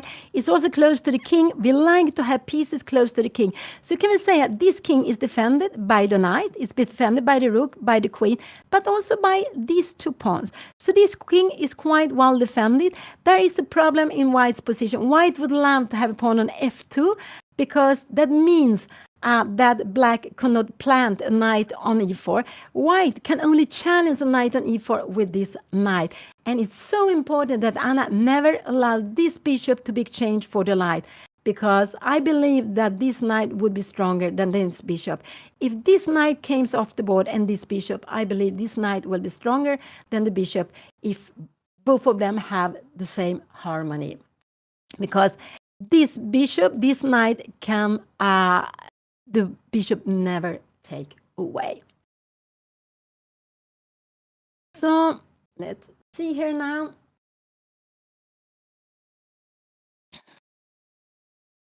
And yeah, Anna is spending, is close to 15 minutes here, 14, 15 minutes, quite a lot for this move. quite a lot because Anna is down to 35 minutes and still have to make 24 moves. 24.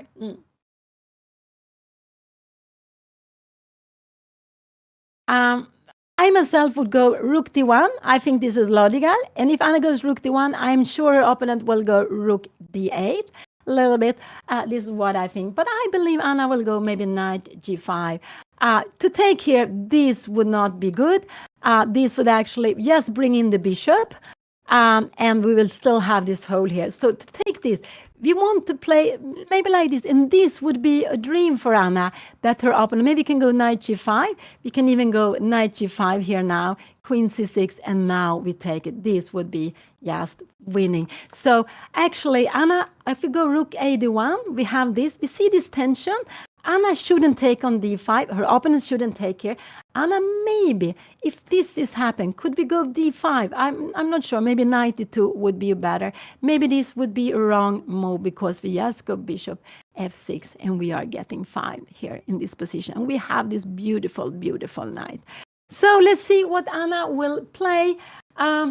She is, I'm getting a bit nervous here now. I'm getting a bit nervous with Anna's time here now. Yeah, I think Anna will go knight g5. This is the most active move, and it's also active because you're putting a direct threat on your opponent. And I think this is actually what she is calculating. I think this is what she is calculating now. Yeah, I am always getting nervous with Anna's games. I must say so. I'm getting nervous. Even if she has a winning position, I'm getting nervous when she is playing. And now, yeah,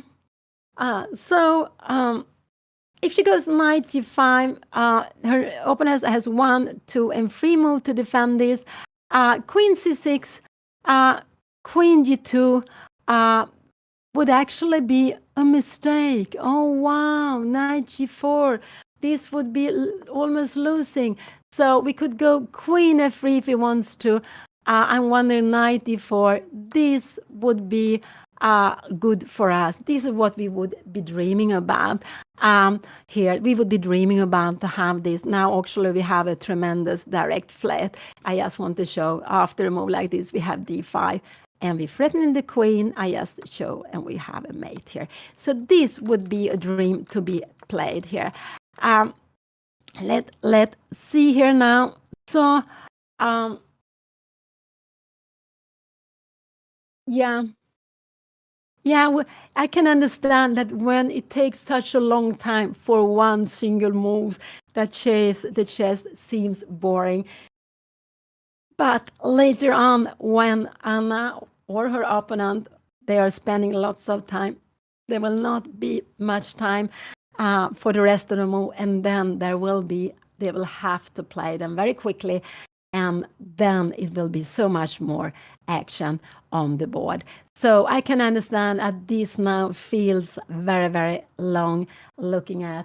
And here we have it, and here it came, knight g5. This is the move Anna played. This is the move she played. So what will her opponent play? I don't know. I would say that this is the most logical move. If Anna plays this move, Anna needs to go queen f3 is a good move. And he cannot take here because rook take f3 is very important. But if he plays this move, so now Anna has a direct threat. We can put it like this. She threatened to win in one move. If he makes nothing like this is just winning. The game is over here. Losing a pawn, losing an exchange, and also after we can even go d5. We don't even have to take it, but we can take here and we play this position. The game would be over. So this, he will absolutely not do a mistake like this. And this one can only be defended by the queen. So queen d7, queen c8, or queen c6. One of these moves we will see on the board. One of them we will see on the board.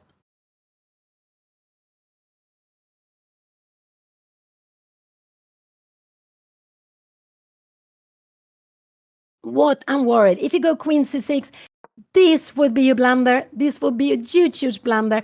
But queen f3 would be a good move. It could be that these are things possible to play, but it's just getting very, very crazy here. But it's possible you can play something like this. I'm not sure what is happening here now. Maybe have c take d5, queen g6 here now, and we have here and here. We have one pawn, but we get the backward pawn, and black will have compensation. Maybe it's even better to go knight e3 bishop here.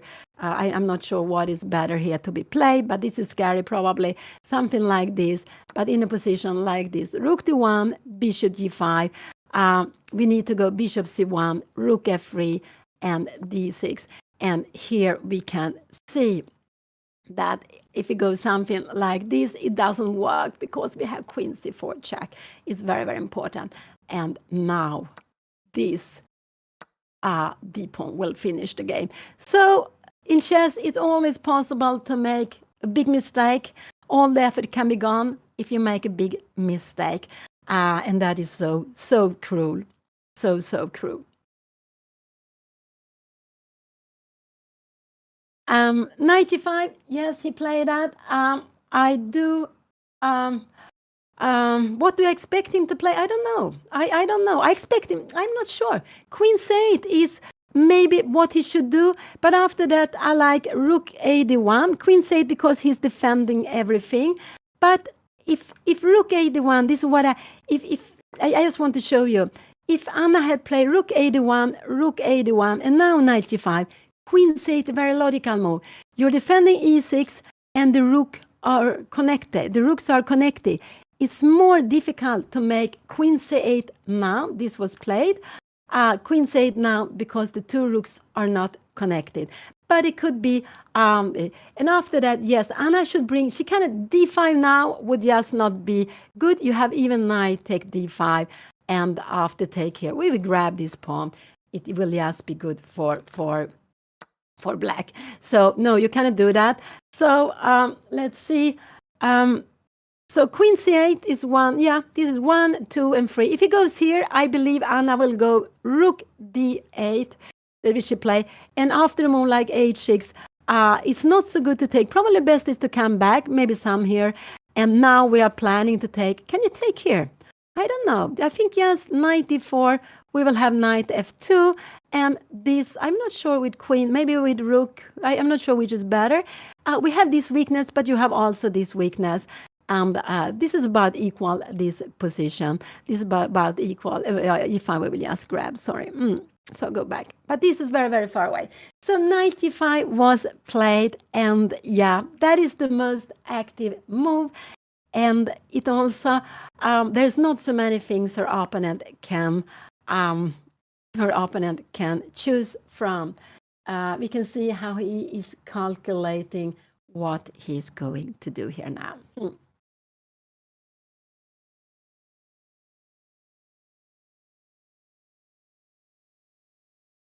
I'm not playing the tournament, so I cannot face Anna. Anna has faced both her father. She has faced me also, even in a classical tournament. I think we played in the Swedish Grand Prix tournament in Gothenburg. I think it was Kvibergsspelen one time, some years back, 5, 6 years back. And we were faced with each other. We also played against each other in the Women's Swedish Rapid Championship. But I think it's maybe 10 years back, maybe even more than 10 years back. So it's a long time ago. Yeah, if we play the same tournaments, there's always a chance or a danger that we can play against each other in the family.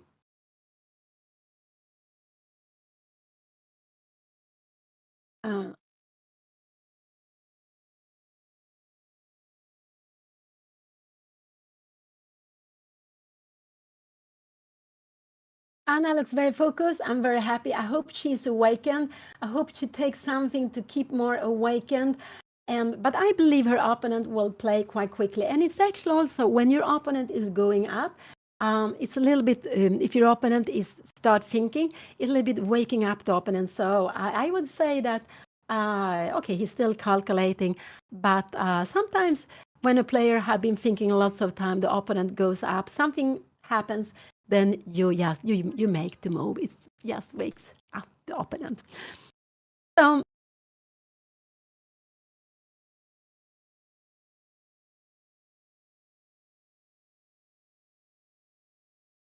and we can see how her opponent is just calculated here now.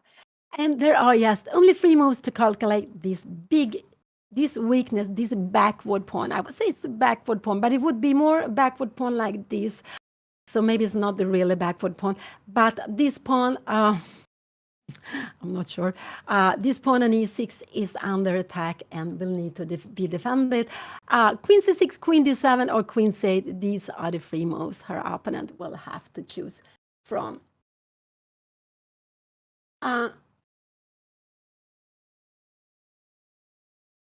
So yeah, this tournament held in Portugal. I would assume there are most Portuguese players. I'm not sure. I think it's around 215 players. I could see there are 2 players having 5 out of 5. One of them is Kevin Spraggett. I believe he's from Canada. I also played with him a long time ago. He's a grandmaster from Canada, but I believe he's living in Portugal since many years. And then there is Mikhalevsky from Israel. I think there are 2 players on 5, 2 players on 4.5. And Anna, she's having 3 out of 5. Her father, Juan Bellon, is having 3.5 out of 5.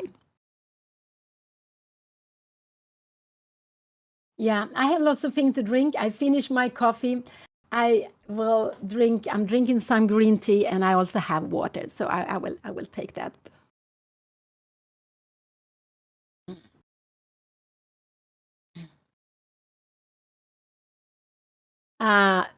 When you play a tournament, in some tournaments you're allowed to take a bye.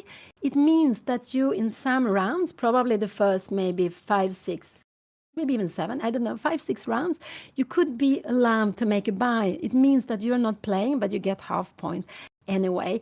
And if you don't play one game, you don't come to the board, you don't say anything, I'm not sure you will be paired the next round. It's a little bit different. So if you cannot only play 1 or 2 games and then keep on playing again. Normally it doesn't work like that. You have to keep on playing in the tournament. And of course, if you are on the list, it's because you want to play.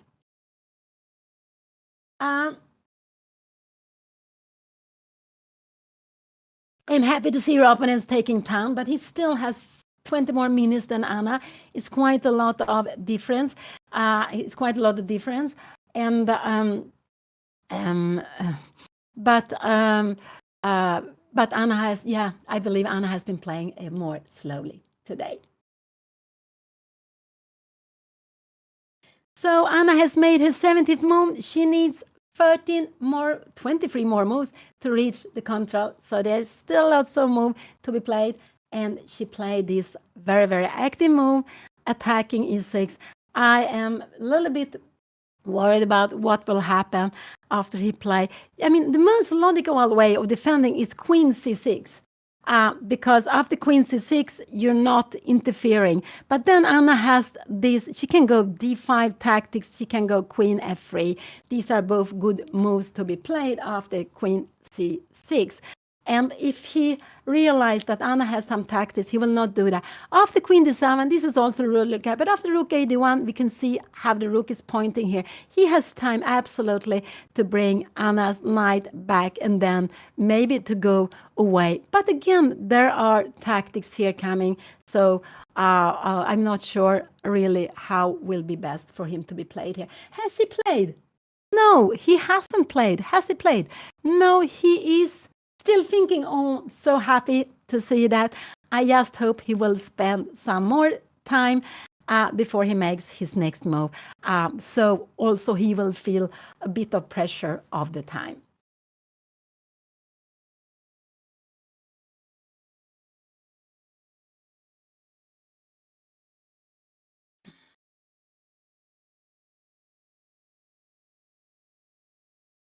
So this has started as a Queen's Gambit, Catalan Open, the Catalan Open. So Anna has played lots of Queen's Gambit in this tournament, both with white and black. So that's quite amazing. Today we see a little bit different setup. Anna went for g3. She put her white squared bishop on g2.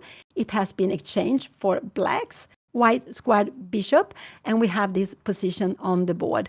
And so it was a Catalan setup today.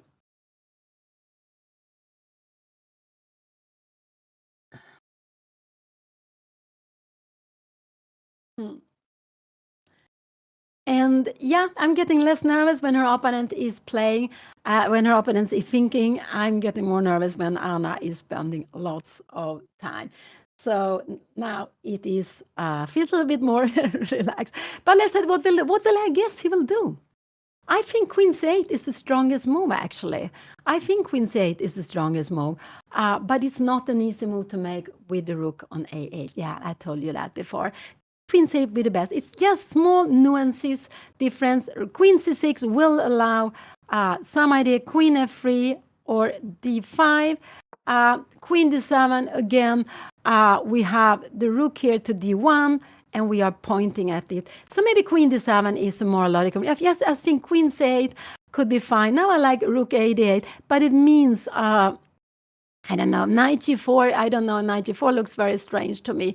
We have a position like this. What in this I am start, there are some ideas of e5. Oh, this is getting this is getting a bit tricky here now. A position like this could be actually very good for black, because you have the check, you have a fork here now. Yeah, this is a little bit, So Queen c8, rook here, knight g4. Oh, wow. Maybe knight f3 now is the right way of going, because if you take here now, we take like this, and you don't really have e5, because we can take it with a knight. This is a huge difference. This is a huge difference, but I believe that this could be a very tempting way of playing here, and now e5. And what can we do here now? I don't know. Can we go knight f2? And you take, and we will take, I'm not sure which piece, if you take like this, and we will go e4. So we have a very 4 against 2 here, 4 against 2. It should be about equal, this position. Let's go back. So, yeah, he's taking his time. He has been spending, could it be like 15 minutes, something like that? It's quite a long time. It's quite a long time, but he also have to make a good decision here. Also because we have seen that he has been playing quite quickly. But I would say that he's taking time. It shows that he's a good player. He realized that there is difference between where he's putting his queen, that it can give, depending on where the queen goes, Anna will have different choices. One of the queen moves could actually help her. And so, yeah, no, I am Pia Cramling. I'm Anna's mother. So I am the one commenting on Anna's game here. These last 4 rounds, this is how it's planned. John Ludwig Hammer, the grandmaster from Norway, he has been with you during 5 games. And he will be back when Anna and I play the Olympiad. So he will be back with lots of comments again. But now it's me who is here, with commenting on Anna's game. So Anna made 17 moves. Her opponent is thinking, I think he's on his way to move. Looks a little bit, he's on his way of moving before. It looks like that he's on his way to move, maybe not yet. And here we see the arm is coming up. I think he will absolutely make a move at any moment. It depends on what he's doing. After Queen c6, d5 is a move. He played Queen c8. I think this was a good move to be played. Queen c8. He wants to defend f5. This was a good move to be played. And now I like Rook a d1. I think Rook a d1 is a good move here. He played this Queen c8. And I think that was not such an easy move to be played. Anna can go knight h3. She can go rook d1. These are the moves I could consider. I would probably go rook a d1 here. This is what I would do. But after a move like knight g3, it's very important. But I don't know. I remember this. We had a5. This is a little bit scary. Check here now. Can we go king h1? Yeah, maybe we can play this, but I am getting scary with all these pins here now. I wouldn't like to be so pinned here. And this position, yeah, we have b4 here now. And in a position like this, black will need to play with the two rooks for the queen. These positions are very, very tricky. We have rook e4 here now, stopping the pawn queen here. And yeah, sometimes the rooks are better, sometimes the queens are better. Anna is lacking a pawn on f2. That could be scary to play with the two rooks, because two rooks are two pieces attacking and one queen is only one piece attacking or defending. Let's go back. So here he played queen c8. I think that was actually maybe the best move to be played, and not such an easy move to play, actually. Let's see, what would I do? I would go rook 8 to d1. This is what I would play in this position. I would go rook 8 to d1. Sometimes the two rooks are like 10. A queen is about 9. Sometimes two rooks are better than the queen. Sometimes the queen is better. So it depends on activity. Also, if with the queen you get something to attack, you get the king to attack, yes. And if you get some pawns, yes, then the queen could absolutely be better. Also depends maybe what pieces are left on the board. A queen and a knight are working very well together. So a queen and knight attacking, and you're defending maybe with two rooks and a knight, or maybe you only defend with a knight and the other two rooks are off. Yeah, then the queen can be better. So it's these are the imbalances, which are one of the imbalances, which is not easy to always to know. Lots of time in the opening, the queen is better than two rooks, because the two rooks are hidden behind the pawns. It will take time to get them activated. In the endgame, we know that the rook and a pawn can even be stronger than a knight and a bishop. So the less pieces on the board, more open files, the stronger the rook will become.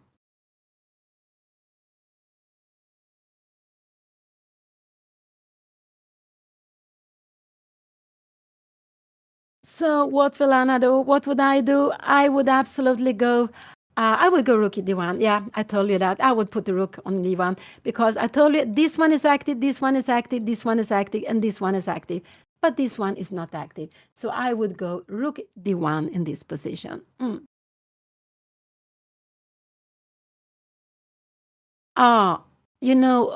To take here, oh, this would not be good. We see how this coming up here. If you take here now, we can also take with the pawn, but the rook takes here, queen h5, there will only be, we are grabbing this pawn here with check. Maybe we will go h6. We are bringing back the pieces. And what is this queen doing? It's out of play. Black has won a pawn. So we have to be careful with here in this position. I would say that 95 queen c8 was play. I would say that it's good for Anna to keep the tension. She should not take on c5. She should not go d5, because this piece is hanging in the air. Going d5 would be a blunder. We saw that knight take d5, and maybe we can make queen h5. You take here now, queen take e5. And what is happening? h6 here now. We have a mate on g7. You see, I'm not awakened here now. We have knight f6. And now we have time to go e4, because again, you cannot take it. And if you take like this, we would actually bring it. So you can go e4 position like this. This would absolutely be okay to be played. So it's not right. I'm wrong. Knight d5, this is not a blunder. If we go queen h5, this is a very, very good move to be played. After a move like h6, we have queen g6, threatening mate, threatening here. We need to bring something in here now. And again, yeah, sorry, we have a mate here. So sorry. Yeah. So It's true. D5 is a move that could be played, but it's a move that a little bit scares me. You take D5. What is the plan here now? Queen D3 maybe. Try to open up. We have a move like H6, and we're taking here now. Queen take D5 check, and King H8, and we will play this here. This would have been perfectly, but you have this one. And how can we value this position? I would say it's about equal. It's about equal, this position. Absolutely. So let's go back. Let's go back here now. Yeah, so the move considered D5, we will get into lots of tactics. Rook A1 or maybe knight H3, but there is no chance, I believe, that Anna will go back with a knight without being forced. So I believe Anna is calculating D5 and Rook D1. These are the two. Going E4 would be a blunder because of H6. If the knight moves, wow, we get fantastic pawns. If we go E5, we take here. We take with the bishop, and we can see that we have won a pawn. We have won a fantastic pawn, and E6 is still defended by the queen.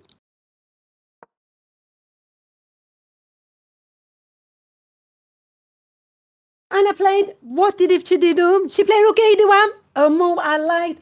I really like that move. I think this is a good move. Rook A1. I think your opponent will go H6. You see he's playing quickly, and he will go H6. And let's see what is Anna going to do. Is she going knight F3 or knight H3? I would say there is no difference whatever she plays. I guess Anna is going knight H3 to put the knight on F2. I think this is what we will see. I was a little bit worried about knight G4, but he go H6, and it's quite a logical move. He wants to get rid of Anna's knight before some D5 moves is coming before. So Anna did what I liked. She brought in this rook. So now all the pieces are active. Her knight is under attack. She needs to move it. And there's only two moves Anna can play. Knight F3 or knight H3. Only two moves. What I'm more concerned about is Anna's time now. I am more concerned about Anna's time. She's down to 28 minutes, and she needs to make 22 more moves. And for every move, she will get half a minute also per move.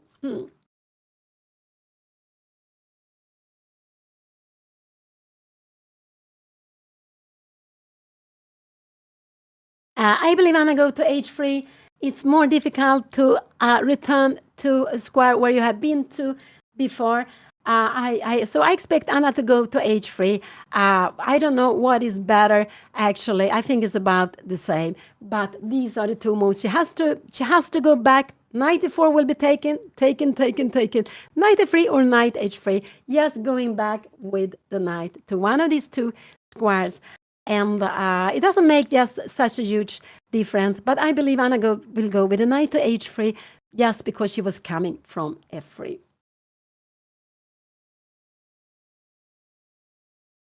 Yeah, knight F3, this could be played, but after knight F3, we can go knight D2. If you take here now, we take with the rook, and we are having some harmony. You can go bishop F6 here now if you want to. Maybe queen G2 is a good way of just keeping control. I like to keep this control, actually. So maybe, I don't know if queen B7 is a good move. Maybe not. Maybe we can go D5. I'm just wondering. This is actually what we are dreaming about. Rook A8, and I guess maybe move like E4. This is what we're hoping. And if you take, we will take with the E pawn. And we can see that this weak pawn on E3 has become a huge pawn on D5. This is a dream for white to play. So she needs to go back F6, F3 or H3, one of these two. I believe Anna will play knight H3, but it doesn't really make so much difference where she is going with the knight.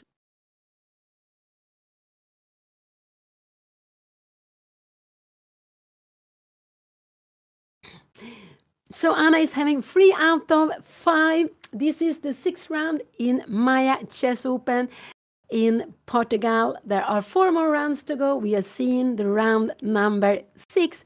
Of all these players Anna played against, she played against one with the title. I believe it was only Daniel Campora, a grandmaster from Argentina. She played against and but Anna was doing very well in that game. In the end, she lost that. But so these are the, and then Anna played against another player who's higher rated, and then with 2,200, Anna has 2,045 just now, and then she has been playing against 4 players with less rating than her, and also today. And the rating is updated once a month. So what happened in this tournament? When a tournament is finished, the organizer will send in the results to the World Chess Federation, where they are calculating everything. And on the next list will be published. Anna went back to F3. That was absolutely fine. She went back to F3. She wants to be able to annoy with the knight on E5. She went back there. This was absolutely a good choice. She spent some minutes on it. And but there was it's just natural that she did that. And now she's down to 25 minutes. So the rating is coming out once a month now. When I was in my youth, they came out, I believe, once every 6 months.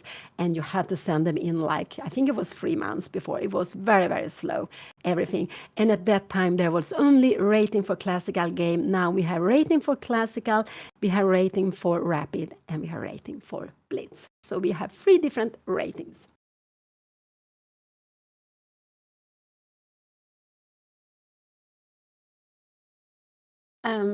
So Anna is playing against a young player from Portugal. He is born 2011, so he's very, very young, and he is just very, very young. Yeah. My rating actually, I don't know my rating in Blitz and Rapid. I think my lowest rating is in Blitz, and then my next lowest rating is in Rapid. My highest rating, I believe, is in Classical. I am a little bit more, I have 24, could it be 37, something like that in Classical, just now, or 34, I'm not sure. Rapid, I'm not sure what is my rapid rating, maybe 2380, something like that. But in Blitz, yeah, it's lower. I think, I'm not sure I have 2,300 in Blitz.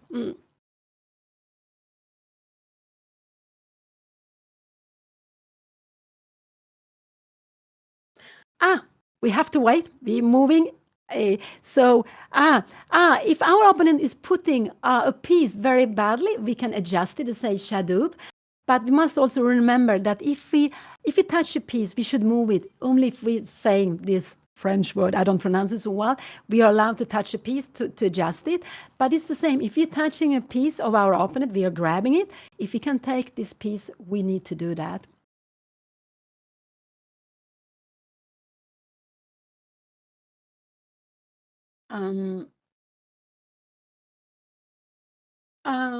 So they are after now 5 games is played. 2 players are having 5 out of 5. They have won all their games.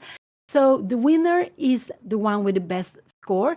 If there is more than one player who will have the most scores in the tournament, there are some tie breaks to decide who is the winner. I'm actually not sure how the tie breaks are going. But so you will always have a winner. Normally, when it comes to prize money in lots of tournaments, I don't know how it's there. In some tournaments, they share it. In some tournaments, they give the prizes directly after your final result, after your final spot, we'll say, final classification. We can see her opponent is on the way to move. He's on the way to move. He played a little bit too quickly. I hope he take a little bit of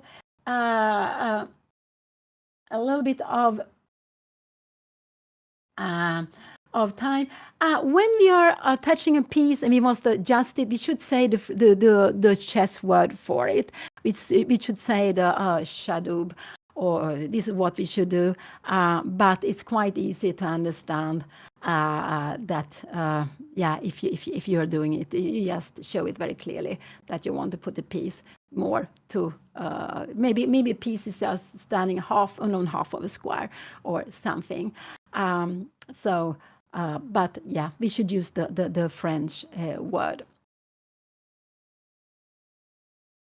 So Anna has made 19 moves. There are still 21 moves to reach the control. She's having 25 minutes, so it's not great. She has been playing more slowly today, I would say, than the other rounds in this tournament. But I think it's because it's a morning round and it's very, very human to play more slowly in the morning round. It takes longer time to calculate, to make the decisions. The body is not awakened. We haven't got this very big lunch before the games. We need to have a lot of energy. At least it is like that for me.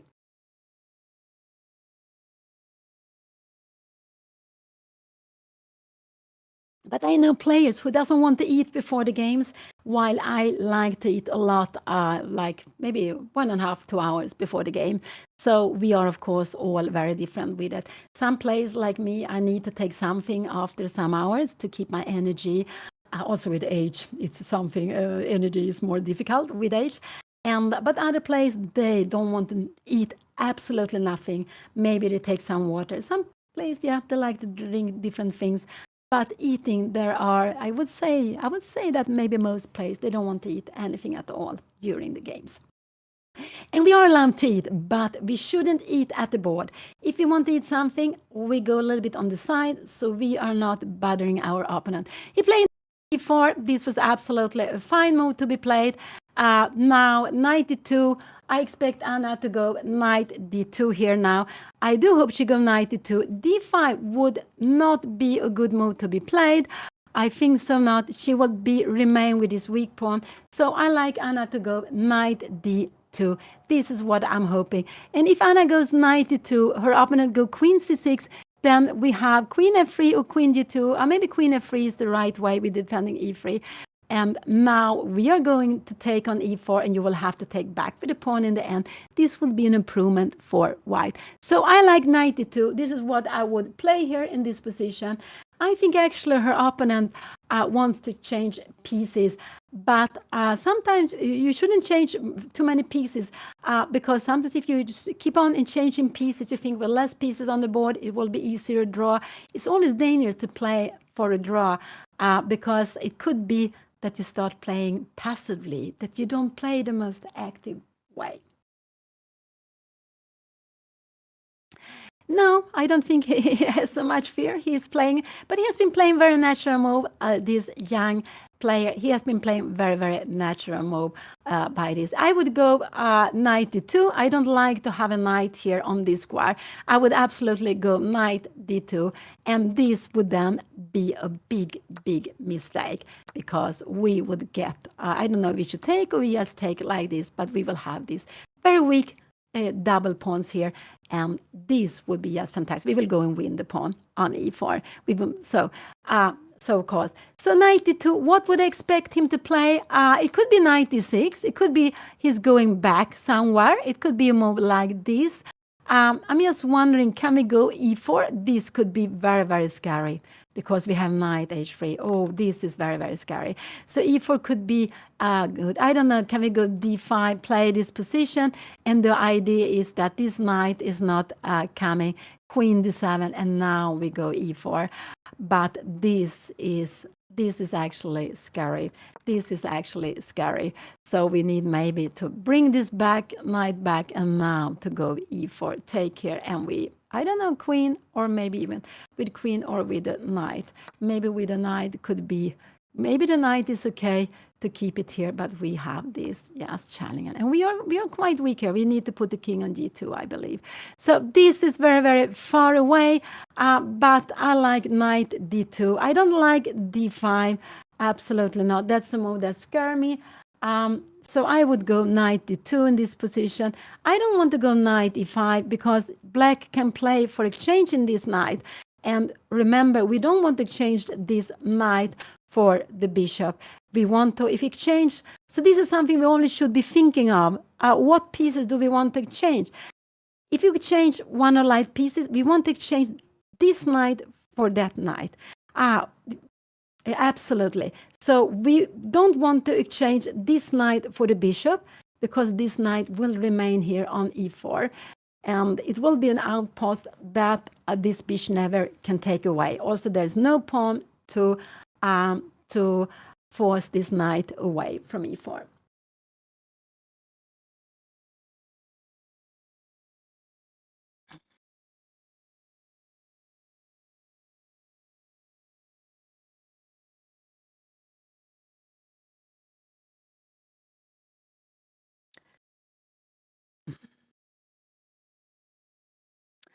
So, yeah, knight d2. It could be that Anna attempting on d5. I do hope she doesn't do it. These are the two moves. She could go knight d5 also, but I don't like this knight d5 because I told her I want to change this knight. And but it could be for Anna a way of trying to play for win. But I would say I like to try to play what the position is asking for. This is normally how I do, but I'm a solid player, and we are all very different with that.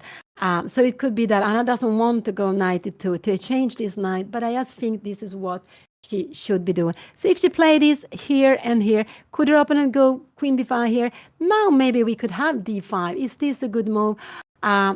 And if you take here now, we have activity here now, and we see that there is some. Can we go rook a8? Yeah, we can even play this here now because this, and here we are getting queen e4. We are getting very, very active here now, bishop g5, and we're not so happy to defend like this. This will probably be about equal, this position. This will absolutely be, this is also equal.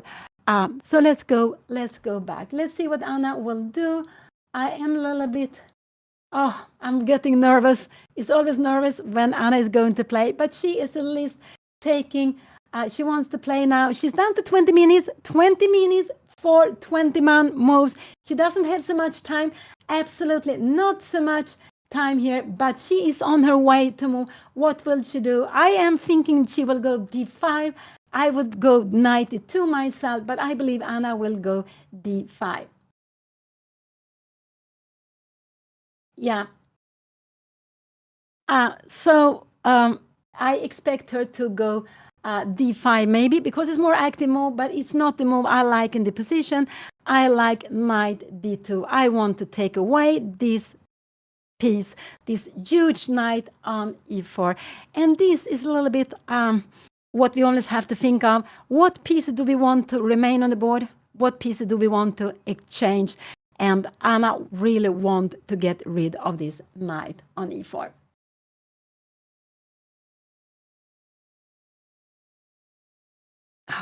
Yeah. Now Anna is down to 19 minutes. What will she play? I don't know. I think she's going d5. I don't like d5. I want really her to go knight d2 to get away with this tremendous knight, which is in Anna's camp and can only be taken away by the knight. Only be taken away by the knight. Anna is down now to 19 minutes. Not so much time here now. So this is scaring me that she will, because of time, make some huge mistake later on. Oh, Anna, it's so exciting.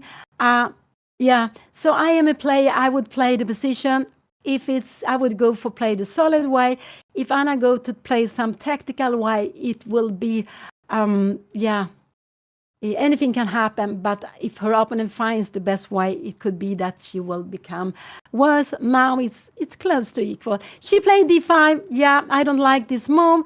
I don't like this move, but she played it, and I absolutely don't like this move at all. Now her opponent, but Anna wanted. This was her plan. She wanted to go for. How can her opponent do? Because now it will be more difficult to get away with the knight. So there is no piece standing on e4. It will be more difficult to get away. What will I expect her opponent to do? I expect her opponent to take on d5. Now Anna needs to take with the rook. She needs to play her. And what queen e6, I wouldn't say this is an easy move to be played. After queen e6 here now, we have a piece here now. You need to go queen d7, And here, can we go rook d1? Yeah, we have queen d7. But we can see, how are we going to get away with this rook? We can go rook to d5. And yeah, this knight is standing there. We will need to try to get away with it later on. But okay, so Anna went d5. It's just a move I'm not so happy with. It's not that Anna is losing. It's the most active move, so it's maybe the move to be expected that Anna was going to play. Yeah, and now we can see that black trades this backward pawn or Anna's central pawn, while Anna would love to have her pawn instead of e3 on f2. This would be a huge improvement for Anna if she could move this pawn back to f2. But remember, pawns can only go forward or taking other pawns to the side, where they can only go forward, they cannot go backward. So this is the triumph in black's positions. Anna's e3 pawn, and she is now changing. She's taking away this backward pawn. But Anna wants to create activity. Yeah, and this is the reason. With the pawn on f7, I'm not sure Anna would go d5. No, she wouldn't go d5. I don't think so. But with f5, she just wants to put pressure here on this. And I would just say, if she goes something like this, I want to do something crazy. Yes, now we have knight h4, and we will put tremendous pressure on f5. But with the bishop, it's defending h4. Knight h4 is never possible. We will grab it, and we will manage what I've been saying a long time. We will manage to change the bishop for the knight. But we can see what... So I expect him, he could also go bishop f6. These are the two moves I expect him. Can also play this move here now. So I would say this is also a possibility that he will play bishop f6. Bishop f6 or taking on d5. These are the two moves I expect him to play. He hasn't played yet because he's not back yet to the board. He is not back yet to the board. And remember, we are allowed to go up.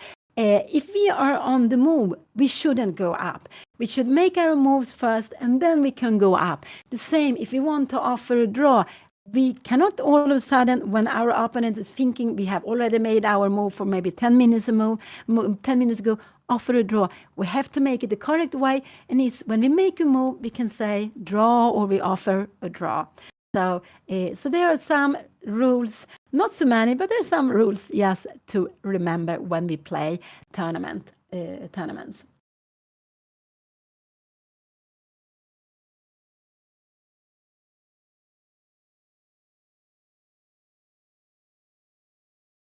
And Anna is woman FIDE master. I think what she really wants to become is a woman international master. I'm a little bit unsure about what her rating and her performance has to be. Could it that she needs to have a performance of 2,200 and that she needs a rating of 2,250 at least once to become that? I'm a little bit unsure, but I would say that this is the title she would love to get. And so chess is played in two classes. We have an open class, open for everyone, but there's a woman class open for female players. So there are also titles in the open class that anyone can get. There are also, but the titles in the woman class is only for the women. Let's see. I think he will play quite quickly. I guess he take on d5 or he go bishop f6. This is what I will expect him to play, one of these moves. Her opponent from Portugal, Denise Neto, is born 2011, 13, maybe 14 years old. That is his age. He has been very, very patient. He has been sitting almost all the time, not moving so much. Some few times he has gone up, and that is good. We need to get some energy, maybe to get something to drink or whatever. So she's playing against a young player. That is her youngest player in this tournament. But I believe Anna played against players even younger than that was it maybe in Madrid, in one of her tournaments this year. So Anna has been playing lots of tournaments over the board, and that has been very nice to see lots of tournament over the board. It's very, very different to play over the board and to play online. So I just hope that those of you who only play online, that you try to play over the board and maybe the other way around. But I myself, I'm not very good of playing online. I am almost only playing over the board.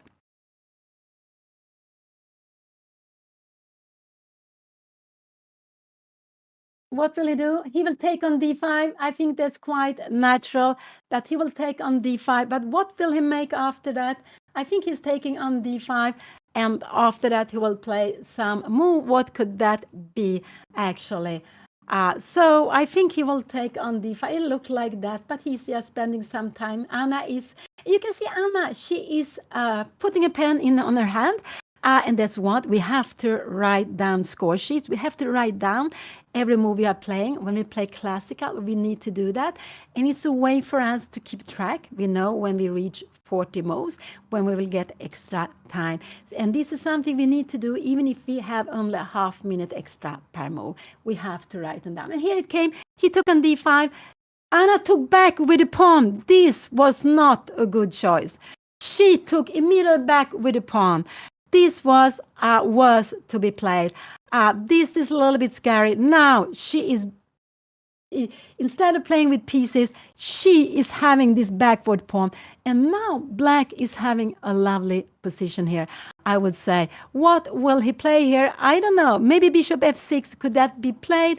What could he do here now? Could he go? Anna's plan is to go knight e5. She wants to bring in the knight. So after queen b7, her plan is to go knight e5, but bishop d6. She wants to go queen c6. But even a position like this is good for her opponent because of this weakness here. Her opponent will be much better here. So Anna made a big decision. She took back with a pawn, but it would have been better to play with piece activity. This actually surprised me. This actually surprised me a lot, really, because Anna is behind with this. She has this weakness here now. And now, what could bishop f6? Could that be a move? I don't know. Could we then go something like this? Yes, too. But then we will have, oh no, this is impossible to play. And if you play like this, you go rook take f6. Can we go queen d2? And no, we have knight c3. No, we cannot do. So bishop f6 is a very good move to be played here now. If he goes bishop f6, I think Anna will take, and she will, oh sorry, you see, he will take, and Anna will go knight e5, but no, we have a fork here. No, you cannot do that. So bishop f6 is a good move to be played.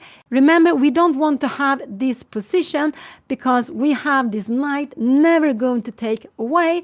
Even if you go something like this, bishop here, and we bring a rook to d8, we don't have any control at all of the white squares. And if this pawn needs to stay on a white square, on the black square, we don't have any control at all. Only lucky is that there is some weakness on g7. This one is looking, but we don't have activity with other pieces. We cannot attack g7 with another piece than with the bishop on b2. So bishop f6 is a very good move to be played here now. And yeah, I'm getting worried about Anna's position. I don't think, what more could he do? Can he do, yeah, queen c7 could be a position that he will do. Then actually Anna should go knight to d2 to change this one. But I'm worried that she will go forward, and position like this, this knight will be off on the board. It's not doing anything here now. It's just a little bit off on the board. Maybe knight g6, rook f7, and bring in the knight here. And if you take it, we are getting away with our backward pawn. We are getting the bishop to e5. This is about equal. We will have an outpost here on e5. We have a beautiful d5 pawn. So this will absolutely be fine. We have gotten, white has gotten rid of this pawn on e3. Oh, so Anna is down to 20 minutes. She has made 21 moves. She has 19 minutes. She has about 1.5 minutes. She's actually 1.5 minutes per move. But she made a very, very big decision to take back with the pawn. And we can see that when you take, when we're using the pawns, we are moving them forward, or like her Anna took back, there's a lot of things happening. Her opponent is still thinking, but he has like 12 minutes more than her. It looks like he's on his way to play. What do I expect? I would expect bishop f6 as one of the moves to be played. He will go queen somewhere. Maybe queen b7 or queen c7 could be a possibility. It looks like he's grabbing his queen. So maybe queen b7 is possible that he's just saying, yeah, I don't care if you are coming in with your... I was just wondering, if you're coming here, knight e5, rook d8, and we will go... No, he goes bishop f6. Queen b7 or bishop f6? No, he went queen c7. He played queen c7. And now the best Anna can do is to exchange this knight. Will she go knight d2? This is absolutely the best move she can do. Taking here and then take with the rook. This will absolutely be in an equal position. And now her opponent should go after this pawn on e3. Anna needs to go queen d3. If you go something like bishop g5, can we go something like this, try to defend. We need to defend this. Maybe rook e2. You have some threat here now. And no, this would actually be bad to play. Probably queen d7 to keep everything under control. But here we have e4 and this is equal. So knight d2 is what I'm hoping Anna will play. But I think she will go forward and not backwards. I think so. Queen c7 could be played, but we are moving away the queen. Maybe queen d6 also. Or can we go somewhere else? Maybe we can go queen a7. Could this be a move? No, we have knight d4. You're right. Queen c7 is a possibility to be played. Because after this move, we have knight d4. Wow. So queen c4. I think this is what she will play. But the best move is queen d6. And then we need to go back here now. This could absolutely be a possibility that Anna will play this. Queen c4. Yes. This. Thank you. There one of you who was telling this. Oh, she played 95. Yeah, no, she is becoming worse here now. She is becoming worse here now.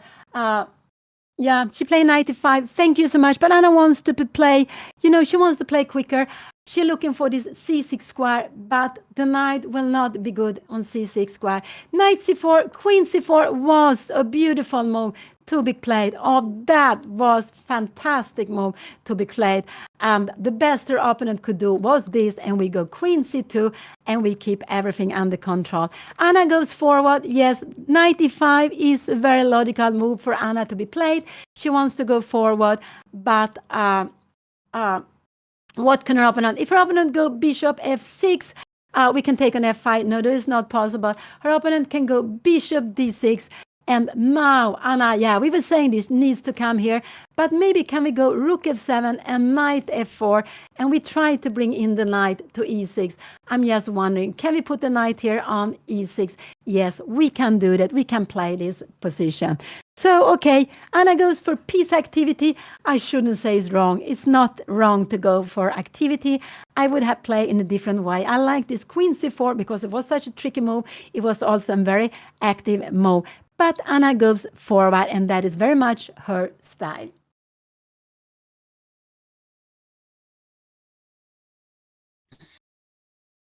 So this is the 6th round in MAIA Open in Portugal, in Oporto. MAIA is, I guess it's a suburb in Oporto with many, many players.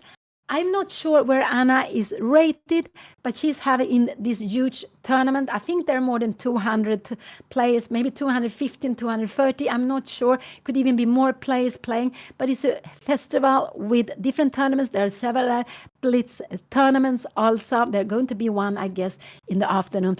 So it's a huge festival with players from all over the world. It's an international tournament, and that is so, so very, very nice. So Anna is having 3 out of 5. She is playing the 6th round, and her opponent, Diniz Neto, from Portugal. He's born 2011, and he has 1785. So he is lower rated than Anna, but we have always have to play well, and he has played absolutely fine in this position. Has absolutely been playing fine in this position. So Anna went with knight e5. I do hope Anna is looking for knight g6, knight f4. On c6, the knight will become passive.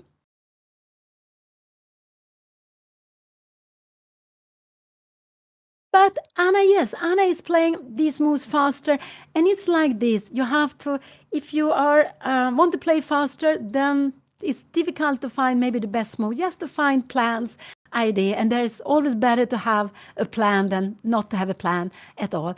And Anna's, she is playing with activity. She has a pawn here on d5. It's standing on a white square, which is good for this bishop here. So it's good. Just hope it will not become a weakness. And I do hope she's not going to put the knight on c6. In some position, knight on c6 can be so strong, can be winning. In this position, not, because Anna has this huge weakness on e3. And black can start to attack this. This is a backward pawn. And we see not possible to move it forward because this knight has a beautiful outpost on e4. Oh no, it's not absolutely that bad, but it will be. It's not that bad, but it's a very different way of playing than I would have done. But it's not sure my way would have been better. But Anna is choosing activities, and to play active is, I would say, is the right way. When you're defending, what has he played here now? No, he's still thinking. Also, when you're defending, we should always think of, can we defend actively first of all?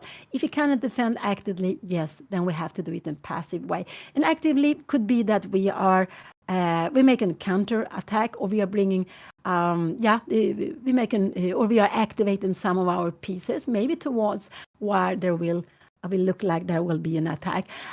So playing actively is actually very, very good to do. If we play passively, this is a danger of keep on playing passively, and maybe playing passively when we sometimes needs to make an active move. And just because we may be looking at the results, we maybe want to draw, whatever. So keep playing actively. This is always the best choice. He played d6. That was a little bit of a surprise to me. Could Anna go knight c4 here now? She has knight g6. Knight g6 is a good move. Rook f7 and e4. This is a good move. What will happen here now? I don't know. Rook take f5, but this is just impossible to see. Rook take f5, queen take e4, and we have d6. Yeah, but this is, and the reason is that we threaten the rook. If you go rook f7, in the end, we have d6. We threat against e7, and this rook is hanging. So knight d6 was a big mistake. Will Anna find knight f7? But I would say knight f7, rook, can you go rook f e8, and knight f4, we're bringing in the knight here. This looks very beautiful. So I would say after a move like this, rook f7 is very, very natural to be played, but e4 is impossible to play here. I would say it is impossible to play this. And now rook take f5. What is happening if you go knight to g6? We can take it back here. And when you're coming here with check, we just go in between. Because remember, in the end, when these pieces hanging, we have a check. And we are getting, so many pieces extra. This was very, very far away. But knight d6 was a blunder, but not easy to see. I do hope Anna will go knight g6. And you can go e4 also directly, but it's better to go knight e6 first when the rook is not defended by the other rook. So this is fantastic. And if you take like this, I guess we will take here. Do you dare to take with the queen? No, we are threatening lots of terrible things here now. And after a check like this, look at this. This is getting very, very, very scary for black. Maybe also here, I made this move. I don't know if we can go queen h5 here. Maybe queen c8. Can we go queen h5? I think this is also because of the queen f1. We would have rook f1. So let's see. What will Anna play? What will she play? Will she play knight g6? This is such a good move. Will she play knight g6? But I think it is so difficult to go e4. It's so difficult to go e4. And we shouldn't forget, Anna doesn't have so much time. But the plan is to play this very, very beautiful move. and we have a tremendous double threat. You have to make, if you go here, we will take her with a check. No, this is a white. This is just finishing. This would be winning. So let's see what will Anna do. But she's down to 15 minutes. She needs to find 18 more moves. She needs to find 18 more moves. And also to play. But I do hope she go knight g6. I think knight g6 is what she will play, but I don't think she will go. Can we do something else? Knight g6. Can we go some g4 move? This is not so good. We can come here now, and we will also only just weaken our own king side, knight h4. And maybe can we go something like this to keep control? Yeah, it's about equal. But I do hope. What did she play? She played knight g6. She played this beautiful best move, knight g6. Oh, I'm so happy. But her opponent will surely go rook f7 because it's so logical. We have this open. You want to keep this rook here. And so he will go rook f7. I think he will play it quite quickly. Anna is threatening to take, but will she find e4? Will she find e4? I don't think so. I don't think so because it's such a good move. If you go rook f7 here now, then we have knight f4 bringing this inside. But if you go here, I think we will see knight f4 here now. But after bishop f6, rook e6, this is about equal. And I think this is what we're going to see on the board. I think this is what we're going to see on the board. But let's see, she played this very, very good move. And it's a logical move because the knight is coming into opponent's camp with force. You are threatening against f8. There is a hole here now. And you are planning to take the exchange. You cannot allow it. You need to move away the rook. There are only two logical moves, rook f7, rook e8.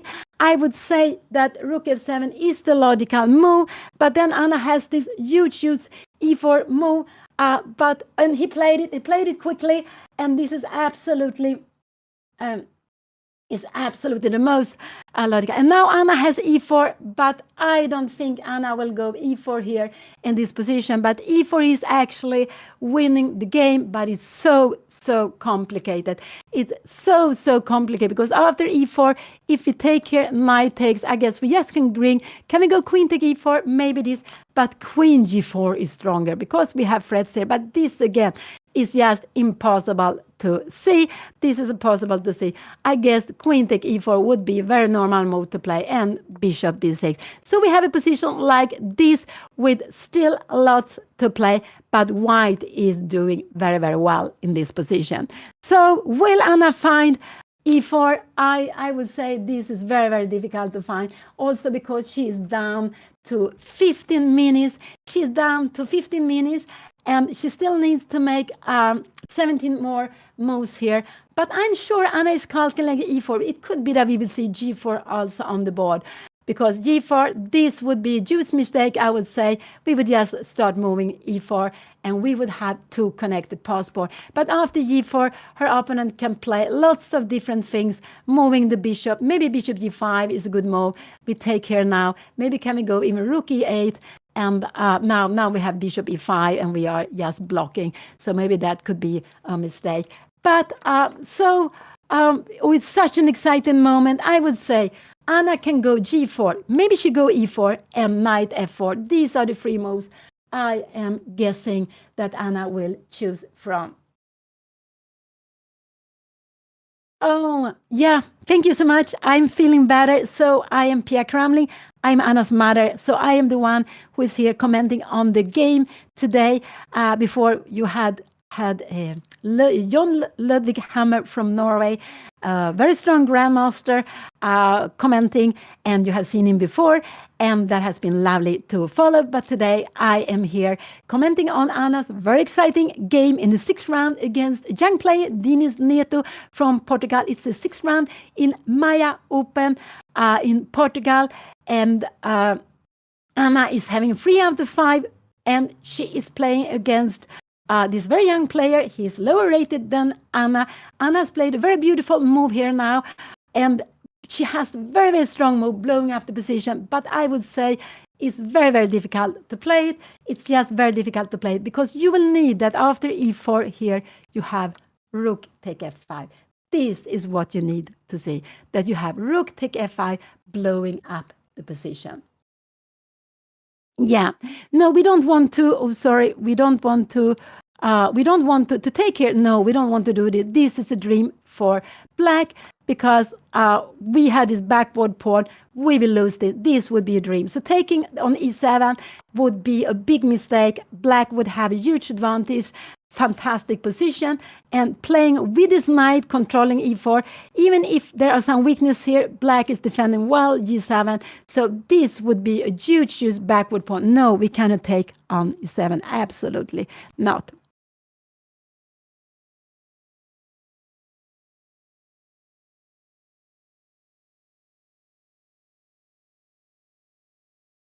Yeah, I actually played against John Ludwig Hammer. I think I played 3 games with him that I won the first game. We played a long time ago in Gibraltar, Chess Festival, an open tournament Gibraltar, and then I lost to him maybe 10 years ago. I think it's more than 10, maybe 14, 15 years ago, back 12, something like that, in Siegemann in Sweden, Malmö. And then I also lost against him. Was it maybe a year ago only? I think it was a year ago in the Swedish league. So I believe I played with him 3 times. And I play with him both. I play, I think, twice with white and once with the black pieces. So such a huge moment. Will Anna find e4? This enormous, fantastic move, but not easy to do. You are giving away a pawn. But however black takes it, you will have. She played bishop e5. Yeah, she played bishop e5. So that was possible to do. I guess we will see bishop f6 on the board. Could this be played?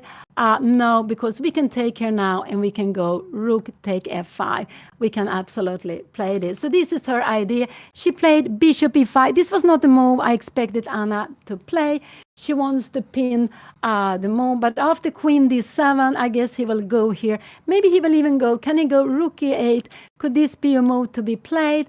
Then we will have maybe knight f4. So yeah, Anna wanted to play an active move with the bishop. This was, it's not the bad, it's not the best move. There are other moves I would have preferred, but it's not, she's still absolutely fine in this position. She is still, I would say, a little bit better, but it depends on what will happen. So what will I expect him to do? Rook e8 or maybe queen d7? I expect something like that. Maybe queen d7 because he wants to take here now. And what can Anna do? She can go queen d3. Can you bring this knight to e4? Now we are having some tactics here. What is going to happen? Bishop, yeah, the d6, yes, so this is good. So there are lots of things going to be happen here now. So what will he do? Anna played bishop to e5. He played queen d7. This was a good move. I do hope Anna will go queen d3. I think this is a good move. Yes, to put more pressure on f5. This is a move I like. She can also go bishop f4. If she goes bishop f4, I think we will see bishop to f6. But again, we have this idea, rook f5. So maybe bishop f4 is a good move to be played here now. Maybe bishop f4 is a good move to be played here, actually. Just so you are, if you go bishop f4, we are threatening knight e5. It looks like Anna is on her way to move. It looks like she is on her way to move. But she's down to 11 minutes, and her opponent has like 25 minutes. There are still 16 more moves to be made, 16 more moves to be made before she reaches the time control. So yeah, that was a good move. Will Anna go bishop f4? That could be absolutely a possibility because bishop f6 would be a mistake. Also, queen d3 is a move I like. She can also go some craziness with g4, but I would say to play this is just very, very difficult. This is absolutely very difficult to play. But now we have 2 pass pawns together. So g4 could be a move to be played here, just to get these 2 pawns. You see, we have 2 pawns together. Anna played. She played queen h5. What did she play? Oh no, she played queen to h5. Is this? Yeah, queen h5. She played this move. She wanted to have her queen close to the king side. And after bishop f6, we can take here, take, and we can even go queen take f5. So this was also a logical move for Anna to be played. She played queen to h5. Can her opponent go here now? No, we cannot, because we have rook to f5, take here, we have queen to take here, and we have this, and we would actually be winning a piece. So Anna played queen h5. This was also an active rook. This active move. Can we see? I think we will see rook to e8 coming here now. This looks very normal. I think we'll see rook to e8 coming because to bring in, and Anna is having this weak square here now. So maybe rook e8. Could it be here? Can we now go bishop f4? Now again, we can take on f5. So queen, I am sure we will see rook e8. This is just such a natural move to bring in the rook. All these pieces are standing actively here. Knight to e4 would be a mistake. f5 is moving. Can we go bishop g5? I don't think this is such a good move. We go bishop f4, and we are planning to take it. So bishop g5, bishop f4 is what we want to play. This is not nothing to be scared on. So I play queen h5. It's nothing wrong with that move. It's also an active move, and I play the most active, and she's down to 11 minutes, but she needs to be playing quickly. She needs to be playing quickly because she doesn't have so much time. So, and we have this position, which is very exciting. It has turned. I was more happy with black's position before.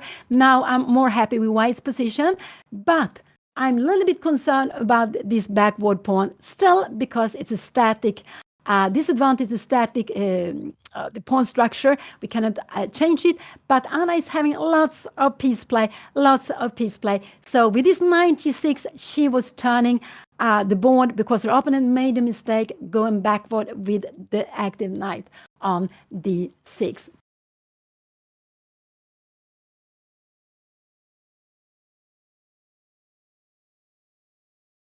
e3 is not hanging now. There's no way of attacking it. But I think her opponent will go rook e8. I think this is what we will see. After rook 8, what would I like to see here? Maybe bishop f4, but then you can go bishop f6.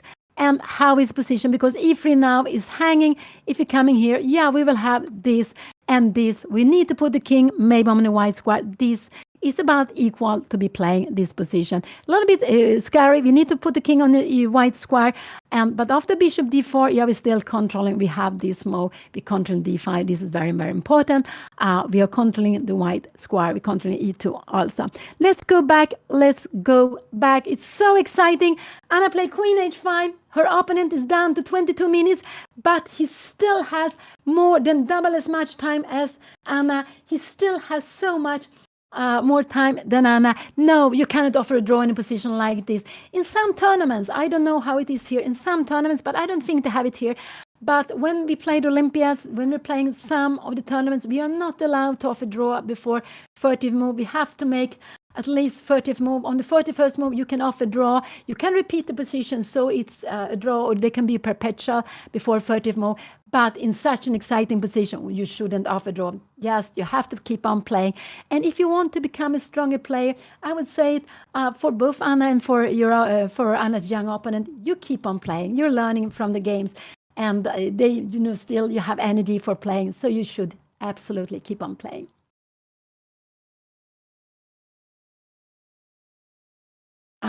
Bishop f6, yeah, if you go bishop f6, we can go after this pawn and queen take f5, rook e8, can we go e4 here now? No, we cannot, because we have a check. You see, I play this. Remember, we need the king to be, we need to go here, and after rook e8, we have this very, very strong. And we are threatening a stronger mate here now. We are threatening. I just want to show, if you move something like this, we have this, and we have a mate here. I just wanted to show you to the end. So, so exciting. Queen h5, still 15 more moves to do before the time control. Anna is down to 11 minutes. I do hope her opponent will also take some time, but he's playing quickly. He's going to move his bishop? Is he going to move his bishop? It looks like this. Where is he going to move his bishop? Where is he going to do? It looks like he's going to move something here. I believe it is bishop. He played bishop g5. this was not such a good move. He wanted to make a counter-attack. I like bishop f4. Rook f3 is also a good move to be played here now. Rook f3 or bishop f4. So he played bishop g5. So this was his way of defending, is to attack. So with bishop g5, this one is under attack. Bishop f4 is absolutely a good way of defending it. You can play like this. And now we take back with a pawn. We will have a position like this, or maybe with rook in. This is absolute possible to be played. You can also go rook f3, defending is. We will have a rook here to e4, and now we can bring this back. If you're coming here now, we have bishop f4, rook e1. The pieces are getting awkward. So what will Anna play? I expect Anna to go rook f3, but I expect her absolutely go rook f3 or bishop f4, not knight f4. This is the dream for black to play. Remember, this is the dream for black to play. Maybe we go make a move like this, and maybe now we can actually play, but we will have to play with a pawn less. So this is maybe possible to play, but let's go back. So bishop f4 or rook f3 are the two moves I expect Anna to play here now. I expect her, she's down to 9 minutes. She is down to 9 minutes. So it's not so much time. And we can see her opponent is playing quite quickly. And he has been doing that the whole game, more or less quite quickly. Some moments he has taken time. He finds this queen's 8, I think was a very good way before to defend on e6. They haven't passed 40 moves. They have made only 25 moves. Anna needs 15 more moves to be made. And she has only 9 minutes on the clock, less than 9 minutes. And she will get half a minute per each move also. So it's going to be very, very exciting. Bishop g5. She needs to go bishop f4 or rook f3. She can also go g4. She could actually play this move, but I don't expect Anna to play. And after this, we can play like this and rook to a5. This is actually a good way of playing, and this would absolutely be just, oh, wow, 95 would be winning. 95 is a double check. This would be winning on the spot. It would be a mate, I guess. So let's go back. What will Anna do? Rook f3 or bishop f4? Anything else would surprise me. She needs to defend this in a way, in some ways, I would say. Not knight f4, that would be a mistake. That would absolutely be a mistake. So it's so exciting. Anna has put fire on the board. She chooses to play actively. She is better here, but she needs to keep on playing good moves to keep her advantage. She absolutely needs to keep on playing good moves. And what is she's going to do? And we can see her opponent. He's so focused here. He's so focused here. I like rook f3 more, actually. Before I like bishop f4, but she played rook f3, which is a good move. She is bringing in her next rook, next move. If rook e8 is coming, could Anna go? Anna can go actually 2 moves. She could also go rook f d1, but h4 is a better move. Yes, to bring down this rook. And this would be a better move. So let's see. I expecting to go rook e8. Anna play rook f3. I absolutely expecting to go rook e8 because everything is defended. And if you go rook e8, I think Anna will play a move like this. But this is absolutely not the best because her opponent can get some counterplay here now. Can we grab this now? I'm just wondering. No, the pawn on g3 is hanging. We can never take because of check. So after going h4, we are getting so much more weakened. So rook f3 was played, is absolutely fine. But if rook e8 is played, Anna, maybe bishop f4 should be played. And if you take here now, yeah, I don't think Anna will go here. I think Anna, if rook e8 is coming, which is the most natural move for me. Why is the most natural move? Because all these pieces are in the center or on the king side, but this one is passive. This one needs to be played somewhere. And we have an open file, we have a backward pawn. This rook is best here. On f8, we will grab it. On d8, it's just hitting d5 pawn, which is well defended. So no, I don't think so. I play rook f3. She has like 8 minutes left. She needs to make 13 more moves. It looks like her opponent is on his way of playing. is on his way of playing. And I guess he will go rook 8. It's such a natural move to be played. And what will Anna go? I think Anna will go rook f1. And he played. And here we have the move on the board. He played his rook 8. It's such a natural move to be played. I think Anna will go rook f1 now to bring in. But if Anna goes rook e8, and if we go rook f1, can we then move out this knight somewhere? Maybe we can do it. We can maybe play it. Can we play it? I am just, and we go h4, and I'm just wondering what will happen here now. Can we take on f5? This is just getting so crazy. The g3 is hanging. This is getting very, very scary. So rook 8 was a good move to be played.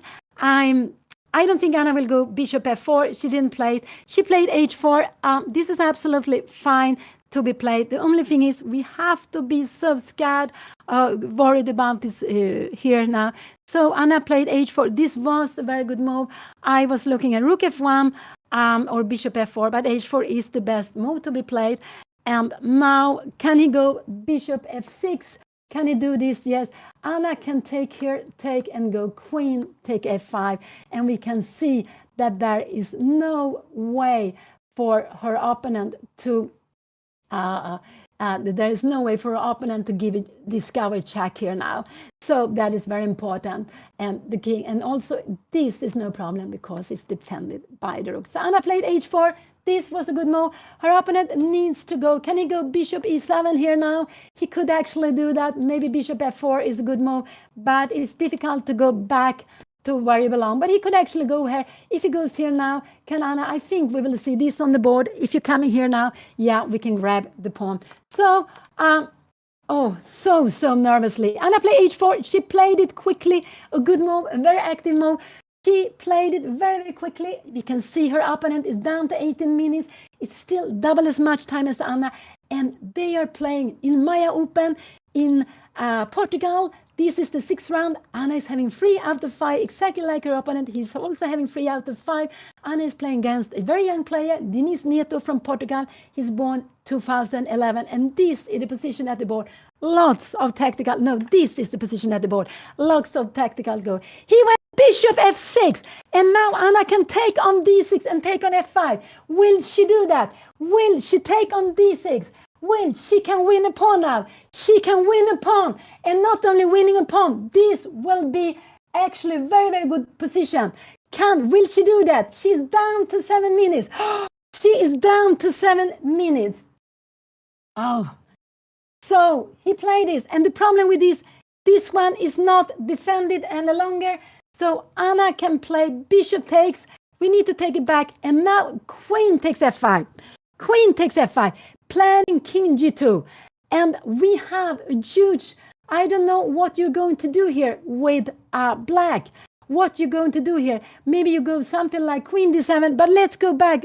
This is, she played. What did she play?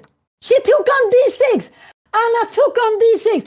This is absolutely the best move. There is only one thing he can do to take it back. Now, Anna cannot take with the rook. This would be losing the game. Queen take g3. This would be losing the game. But she can play queen take f5. And after that, she is absolutely having extra pawn. She have a huge knight on e5. And we have got rid of this tremendous knight on d6. So if Anna goes queen takes f5, she will absolutely have a huge advantage, but she still needs to bring it home. She really needs to bring it home. So she is thinking, oh, I'm worried that she's taking time, but she needs to take on f5. I cannot see that she's going to do anything else than taking on f5. There is no way her opponent can move away the bishop, because after taking on f5, if you move away somewhere, we will grab this. We will grab this. And if you take here, if you make something like this, you go bishop d4. We actually have this check. And you need to go king h7, and we can go h5. And this is actually a winning position. We're going to make a mate over there. So Anna needs to play queen take f5.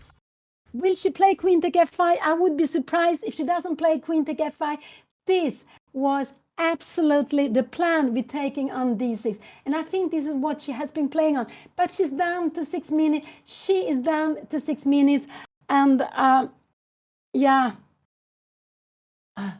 she is down. Her knight is standing fantastically here now. So just grab the pawn, Anna, because what is doing when you're grabbing the pawn, you are planning king G move, bishop on black square. We need to put the king on a white square and moving up this pawn. And all of a sudden, this pawn is not a lonely pawn.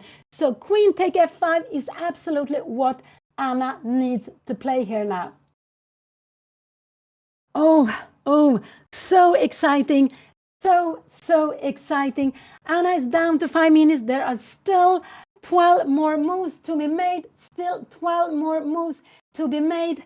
And she has an obvious move. This is the only move to have a winning position, a huge advantage, like a winning position. It's to grab the pawn. If she doesn't do it, black is absolutely in the game. So she needs to take the pawn on f5. She needs to take the pawn on f5. She took very quickly on d6. She just wants to check that there is nothing going on. But I'm a little bit worried that it takes time now because it's quite clear that there is no problem for Anna to take on f5. Oh.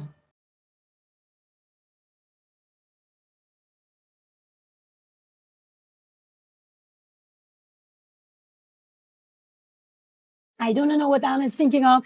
I think she's scared. She's looking at queen take f5, want to see if there's something. But when you take on d6, it's for to follow up with queen take f5. I'm sure her opponent has seen it. I'm sure he has seen it. And I'm sure Anna also has seen it. But she will just want to check one extra time. Down to 4:10, 4:20. This is what is scaring me. This is what is scaring me. And now she took the pawn. She took the pawn. And that was what she needed to do. Such a strong move. And that is why this rook is making a double effort. Defense g3. If he didn't defend g3, Anna would be losing on spot. Also defend e3 pawn.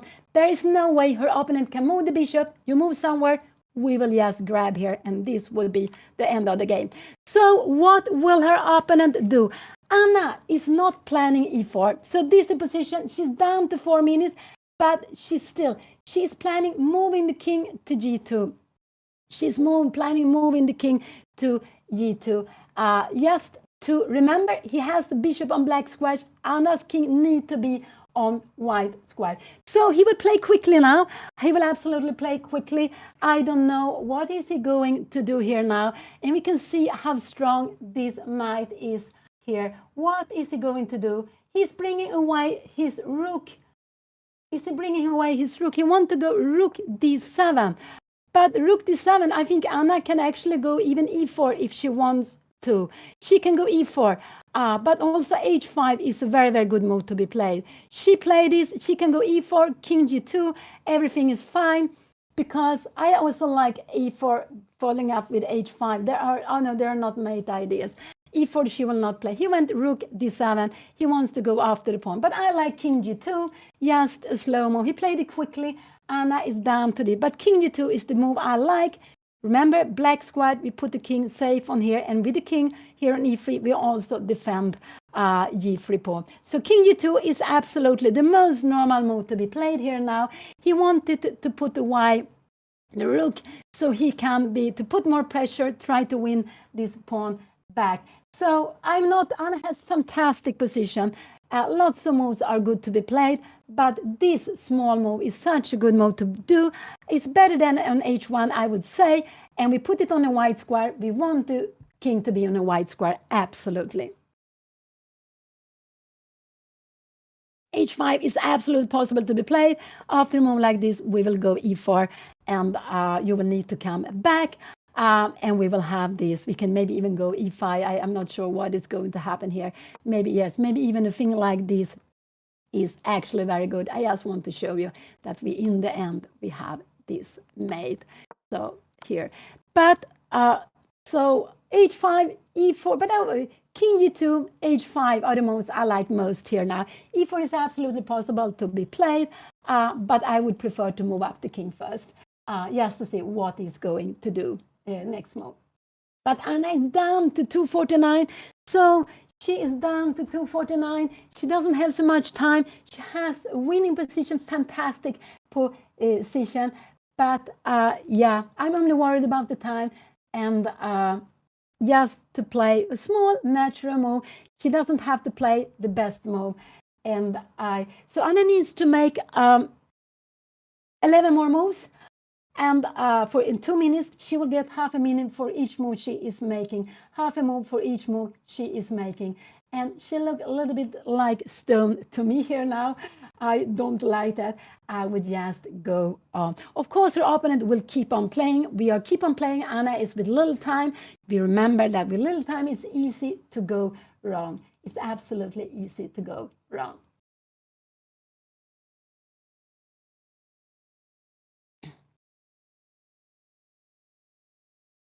So they have made move 29. So I expect maybe king g2. I do hope. I like h5 also. On both of them, I like very, very much. But Anna needs to play. She's down to 140, and this is her opponent's chance. Her opponent's chance is actually, what will Anna play? I think she will go h5. I think she's going h5. I think she's going h5. Or is she going knight f4? No, the knight is so good there. Don't move away the knight. The knight is tremendous where it is. It could be Anna want to go knight f4, but I like very much the knight where it is. I really like the knight where it is. And we have to be careful. There could be a rook hanging. So the knight stands perfectly where it is, close to Anna's opponent's king. Knight f4, knight e6 could actually be blundering a piece. So don't go knight f4. That would not be a good move. Only 1 minute. Anna has less than 1 minute. I'm getting very, very worried. She is forgetting about time, and this is not good because in a position like this, you can make some small moves that doesn't make such a big difference. Some small moves, and can we see what will Anna do? She is going. Is she going? She goes king f2. How can she put the king on a white square? Black square. She is putting the king on the black square. Oh, I'm sorry. The king needs to be on white square. This was a big mistake. The king needs to be on a white square because her opponent has a black squared bishop. This was absolutely a very, very strange move to be played. I don't know what Anna's plan is doing here. That was very, very strange. She wants to go rook f4. This is what she is planning to do, but I don't like this move. King f2, I don't like king f2 at all. Oh, I'm sorry. Because remember this, bishop and black square, king is most safe on a white square. This is very dangerous to have a black square. Her king is also more safe on g2, might be able to exchange here on the other side. Anna is going. Anna's only have 1 minute.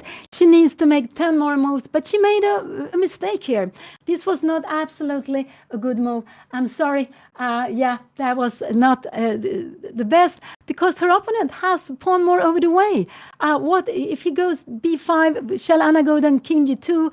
Maybe we start some counterplay over here now, and now we can go e4, and we are getting maybe we are getting fine here now. After c3, we can even go e5.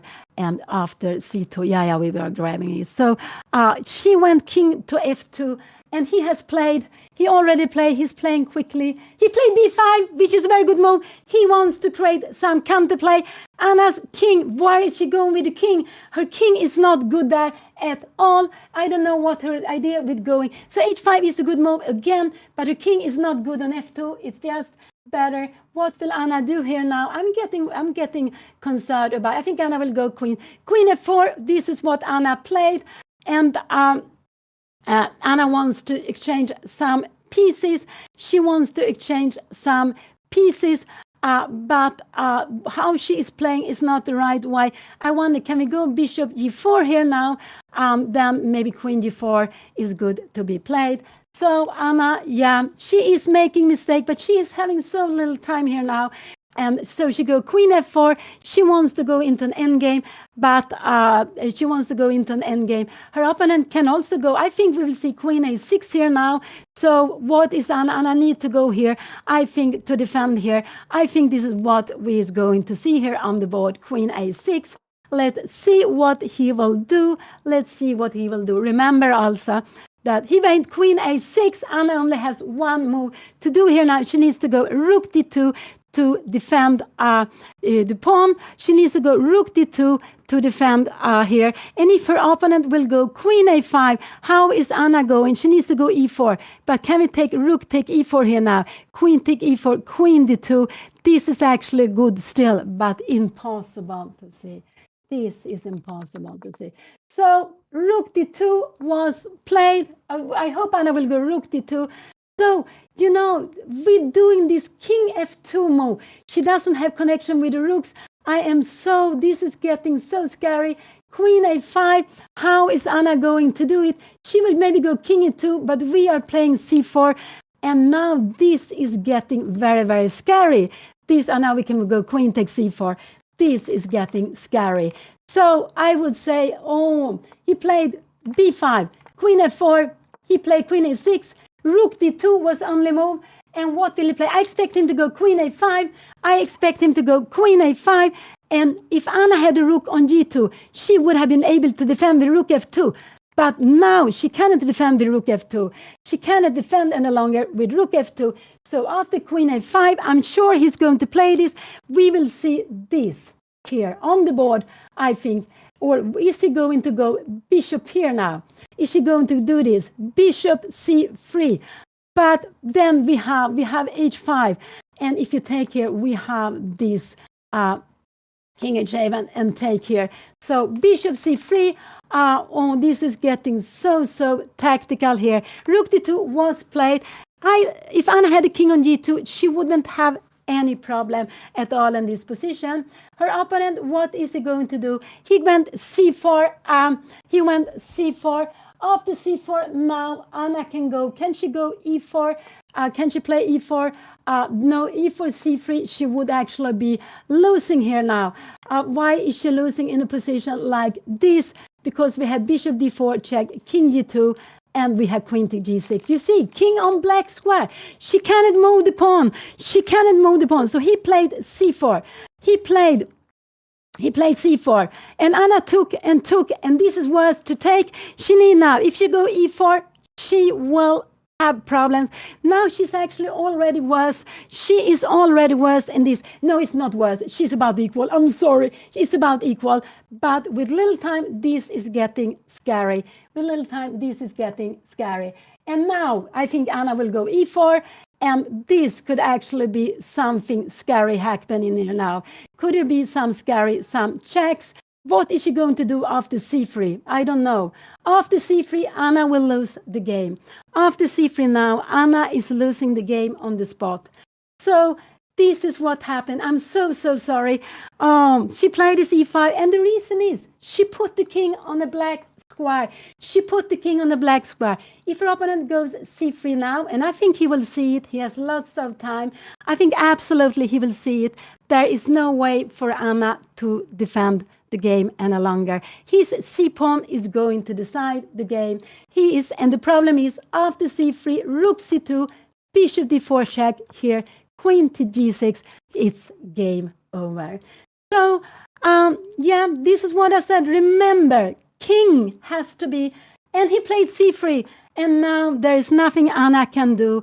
I am so sorry. It's nothing Anna can do in this position. There is no way. He's going up because he has seen that he's going to win the game. He has seen it. And we could see that Anna had a very good position. It was winning, but too little time. She went wrong, and she went this king f2.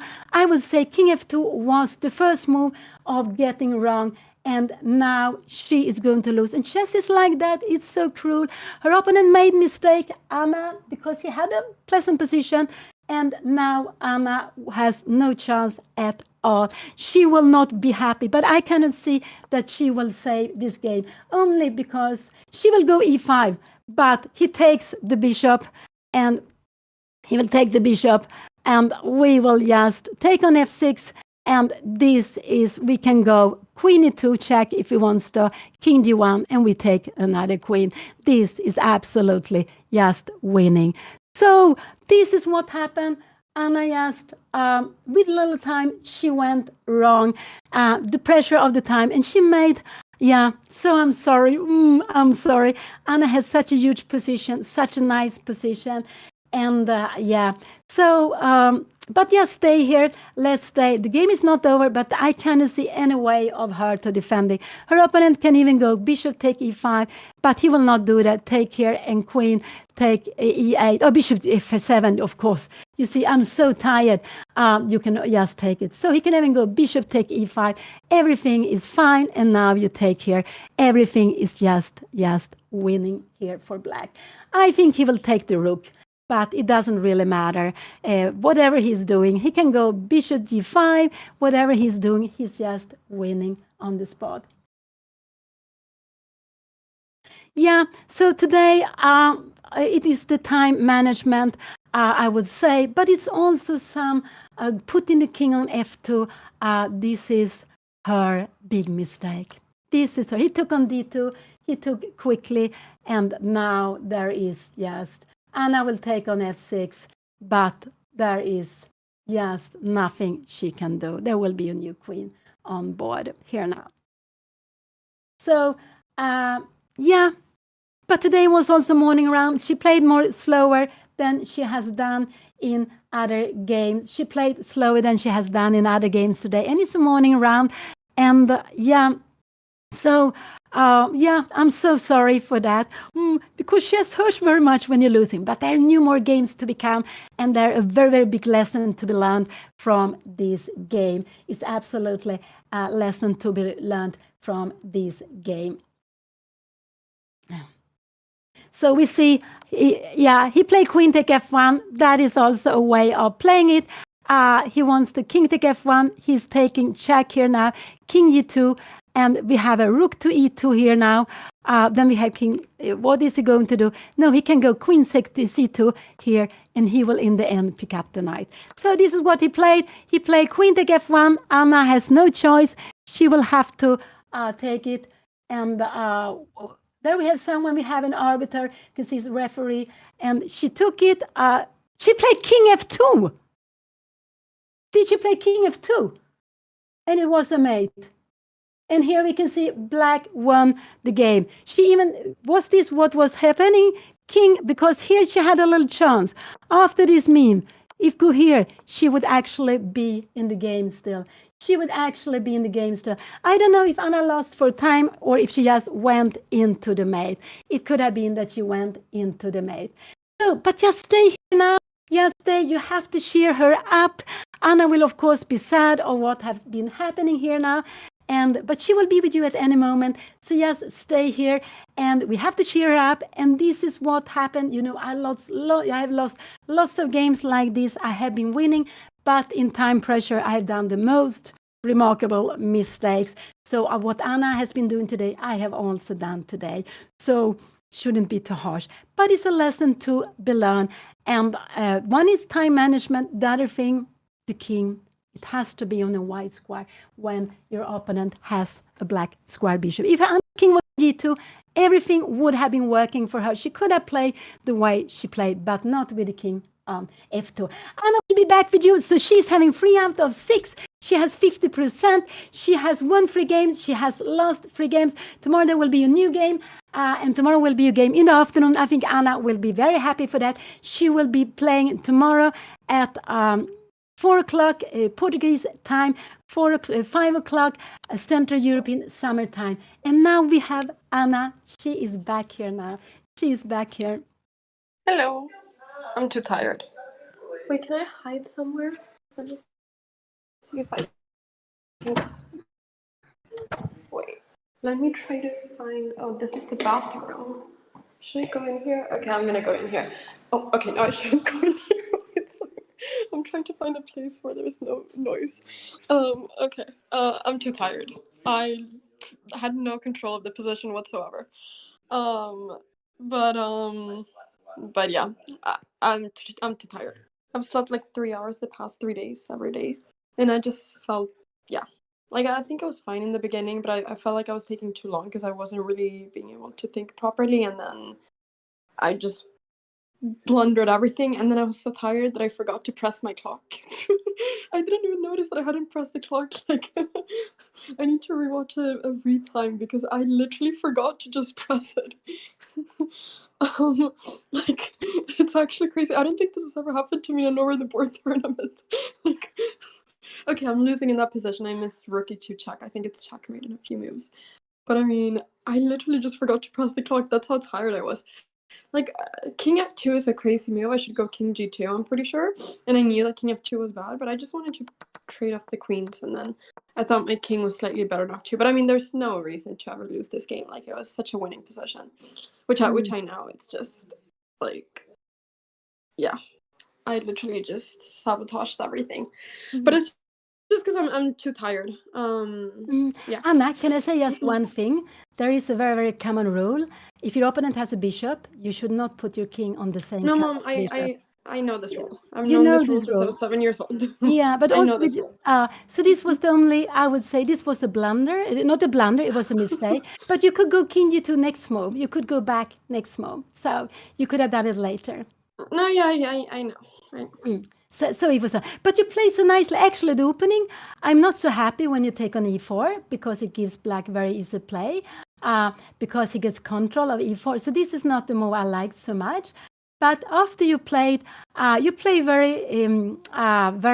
actively, knight g5, everything very actively. You took with the pawn on d5, and you created some imbalances in the position. I don't know if you should put the position on the board, or maybe you prefer not. So that was nice. But Mom, you should put it so people can see it. I can see it in my brain, but people can't see it, so you should put so it. we can see the game from the beginning. It was like this, Queen's Gambit. Oh, you're playing King Queens all the time. Here we have a Catalan setup, absolutely fine.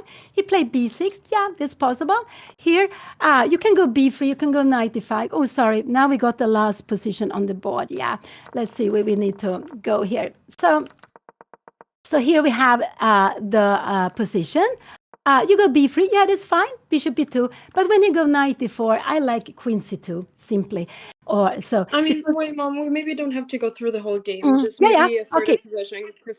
But now black has. I feel like all of that was fine. Like, the problem was just that I was too tired, and I just. Yeah. But here you play very nicely. e3 is a good move. He played c5. Queen e2 is a very good move. You need to have the rooks. And now you go f3. This is absolutely fine. You took with the knight, bishop, okay. This is also fine to play. And here you play this very interesting knight g5. I liked it. You play queen e8. That is not an easy move, but it was good. You put the activity. So here you're playing all the fine.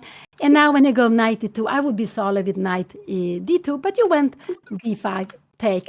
And now we have some craziness. But it's fine. I can't listen to the whole game. I can't do this right now. You don't I'm play so like this. sad and upset and tired. I can't do this. But you know, after 96, it's a mistake he makes. And now you play this beautiful 96. And actually here you have a winning move, but it's impossible to see. Wait, sorry, what? What are we talking about? You have actually a winning move, but it's impossible to see this. What are we I don't know what we're talking about. You don't see the board? Do you see the board? No, I don't. I need to. So I'm moving for myself. No one is seeing the board. Yeah. No, you know. Yeah. No. Wait. I can see the board, Mom. I can see the board. I'll see the so board. yes, I'm like. so tired. I've never been this tired. Oh, God. No. This was not played. So he played 94 and you went, let's go. You went d5. This is the game. Let's go back to the game. I have, yes. After knight g6, rook f7, I have e4. Yeah, I saw this, but I wasn't sure what happened after e4. Knight takes e4, rook takes f5, knight takes g3. Mom, do you know what I mean? Can you put this position up? Yes. Can you see now what you will play? It doesn't matter. You go queen The g2. important thing is that people see it. I don't care if I see it. Okay, I didn't. Okay, yeah. I saw e4. I thought it was beautiful. I saw e4, and then I thought knight takes e4, rook takes f5, and then the reason I thought this doesn't work is because of knight takes g3. But it's easy to miss it because of that. Absolutely. So, but you played interesting. Bishop here, queen d7, queen h5, bring in your pieces. Rook f3, very good. h4, very good. and then he make this mistake, and this is very good. Queen here and queen take f5. And now he play rook d7, which is not so good move. And now if you just go king g2, then it would be I was just. scared you would go rook takes e3. But you're scared of rook take e3. Okay, I take back. Bishop d4. You can even go check here. Yeah, and then And queen h5. c8 check, king h7. What do I do? What will you play here? h5, and I just sacrifice back the rook. I mean, there's Hmm. queen takes g3 in that position, no? I think you. I mean, this was not so easy to calculate for me. No, it was not so easy. So maybe in this position, maybe you should go king h1 actually first. And here, no, maybe this is queen h5. Yeah, you're right. So no, this is not so easy to What do I calculate. do after rook takes e3? I was not sure at all. I thought it was really scary. Rook take e3. Yeah, the logical is to take. This is the logical to take. You can give a check also. Can you give a check? Maybe can you give a check here first? But he needs to go rook f8, yeah, and you can play this. But this is a little bit scary. This is a little bit scary. Yeah, no, this is scary to be played. This is absolutely scary to be played here. So, yeah, no, you need to give back. But I understand it's not. Rook takes e3. Rook takes e3. Mom, can you say the moves out loud because I don't see the board? But if you say them, I can have them in my brain. So Yeah. rook takes e3. Rook takes e3. Bishop d4. Queen c8 check. King h7. And here I just don't know what to do because he's threatening queen takes d3. So I thought rook takes d4. Maybe I can do. You can go rook Pawn takes takes d4. No, he cannot take on d4. If he takes on d4, you go h5, and you will win on this. Okay, so then he has to go queen takes g6 in that position, I suppose, and then I Oh, play and this you, out. Is that and then you the thing? just you play rook to e4. You just blocking everything, I guess. Yeah. Okay, okay, I understand. Yeah, yes, So- but this so- is what I was a little bit more worried about than what he played. Yeah, of course, because it's more forcing. So yeah, it's only this position now, and also in a position like this here, because you were spending some time. Yeah. So, but it's because you want to play always maybe the best move. So I think this is why you're spending some time. Otherwise, No, yeah. I mean, today it wasn't because of this. I mean, today was just, I've been having insomnia the past week. Oh, I of just course. couldn't sleep. And this is actually, when we play, the best preparation is to sleep well. You need to sleep well. This is absolutely the best way of preparing. So, because afterwards, with the king on f2, your king is more weakened when he open on queen side. So your king is better on even h1 or g2, of course, than on f2. No, yeah, I know. King f2 was just a horrible move. But, I wanted to play queen f4, and I wanted, after we trade queens, I thought the queen trade was forced. I thought my king would be defending the pawn, and then I could go e4. That's why I played it. Oh, but he with b5, he can.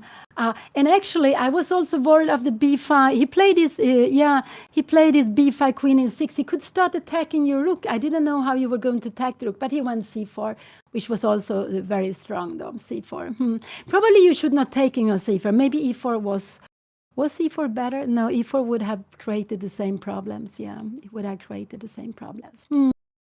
But yeah, okay, Anna. it's so hard because I go to sleep every day and I can't sleep. Like yesterday, I went to sleep at 1, and I fell asleep at 4 a.m. and I woke up at 8. So actually, I slept 4 hours.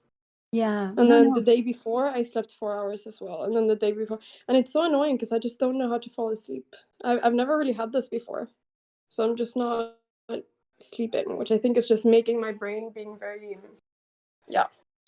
It's not so easy to play in the evening because it takes time to take away the game, to relax. So even so it's always quite tough. But of course, it's the main important is the sleeping. Is the sleeping absolutely. Yeah, but it's not the chess. I mean, I've never had this before, actually. It's the first time that I have this bad insomnia.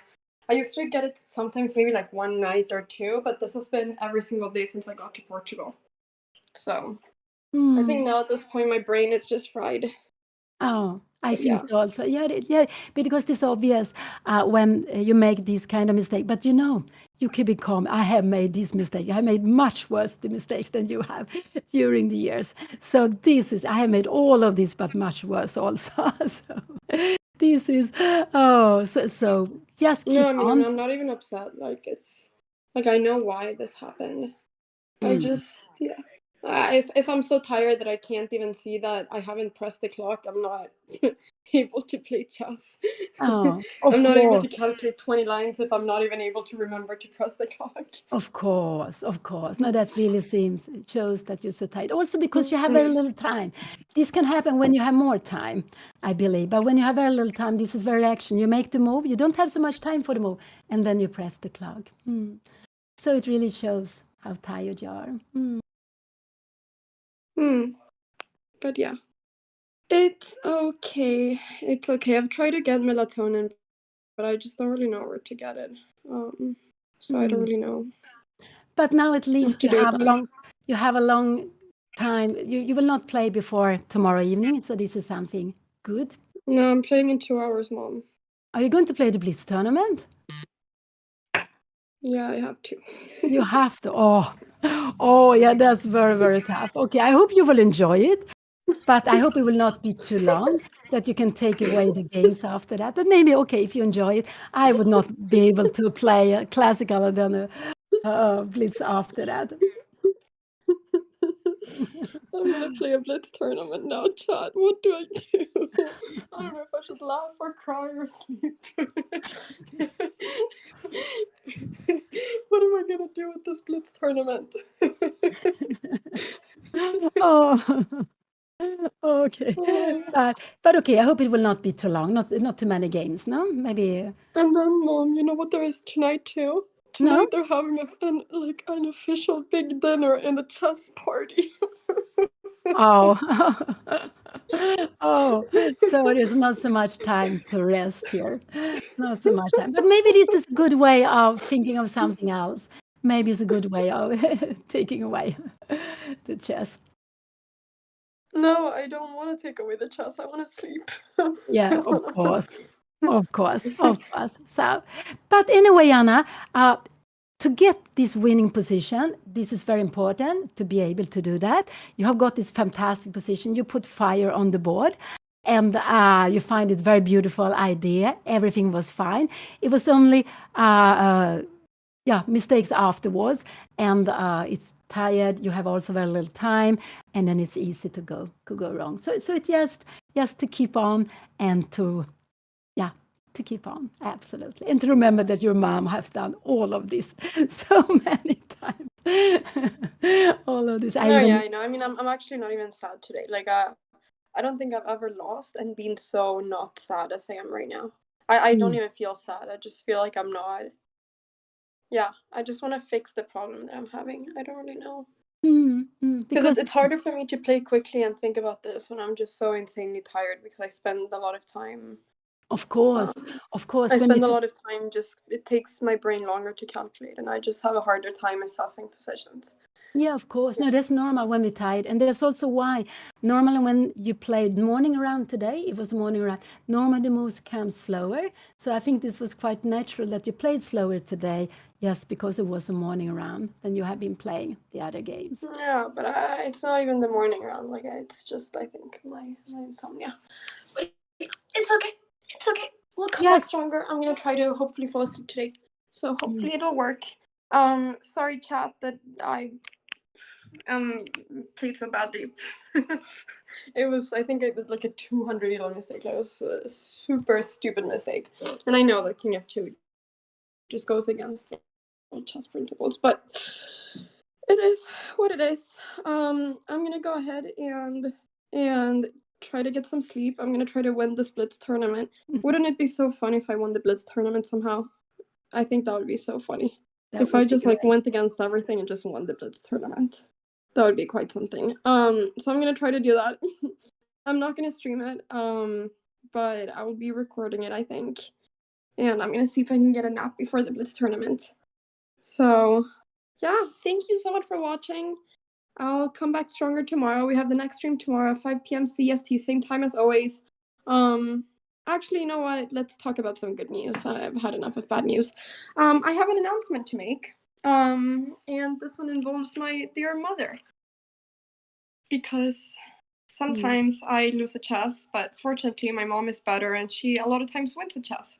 Which is why we are going to be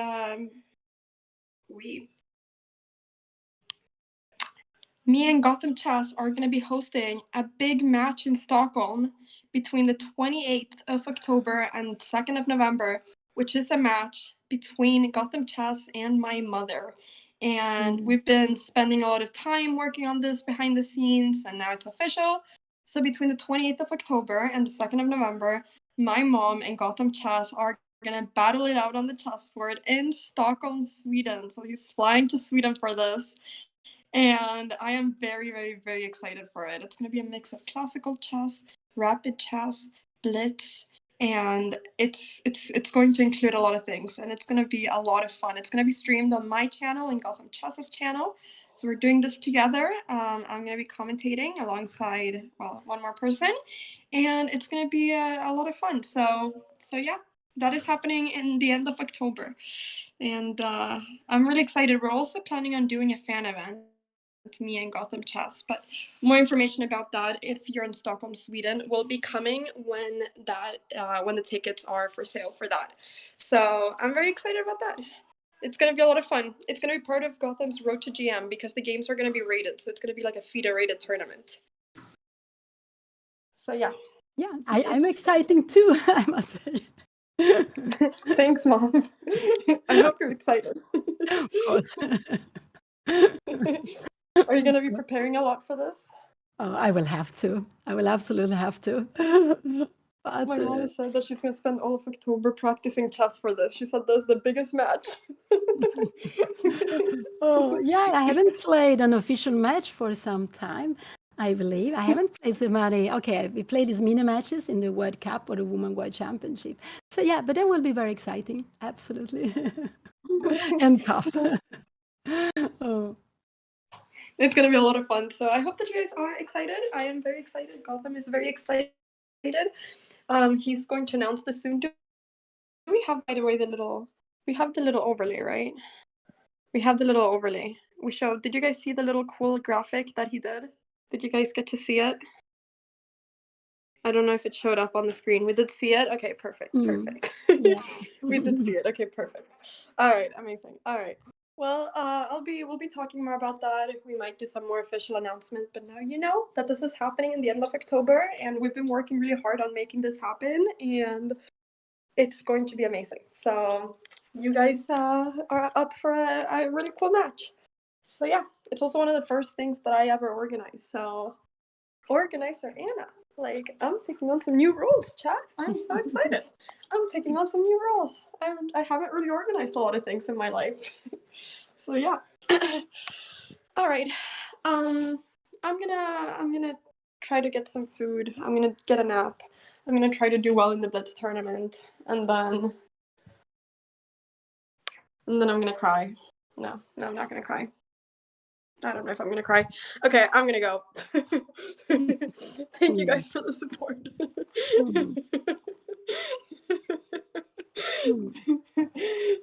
Thank you guys for the support. I'll be back tomorrow. I'll try to not blunder tomorrow. And yeah, it's okay. We have these sort of tournaments. This tournament is gonna be practice for the Olympiad. He was so sweet, my opponent, by the way. He said after the game that he didn't deserve to win. He was like, "You played so well. I didn't deserve to win. I'm so lucky. Good luck in the Olympiad." He was like the sweetest person. He was so nice. So big shout out to my opponent. He was so kind. Very mature to act like that when he's 13, you know? Very mature. So he was very, very sweet because he showed me a variation, and I was like, this doesn't work. And then he was like, you're right. And I was like, yep. And then I showed him how he could checkmate me. Because I had seen the checkmate and he hadn't. So I was sitting there showing him how it was a checkmate in a few moves. And he was like, oh, wow, so cool. He was going to play a different move. And I was like, why did my time run out now?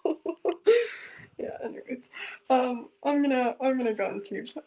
Thank you so much for watching. Thank you so much for supporting. You guys are amazing. Thank you, YouTube. Thank you, Twitch. I shall try to fix my sleeping problems, and I shall try to play faster and better. Thank you so much for watching the stream. I'm gonna raid somebody. YouTube, you will not get a raid because that's not the way it works yet on YouTube, but one beautiful day you might be able to get raids. I'm gonna raid MAIA. She's doing a great tournament, and I'm really happy for her. So go and send her some support. Go and send her some support. So bye. Also, Oh yeah.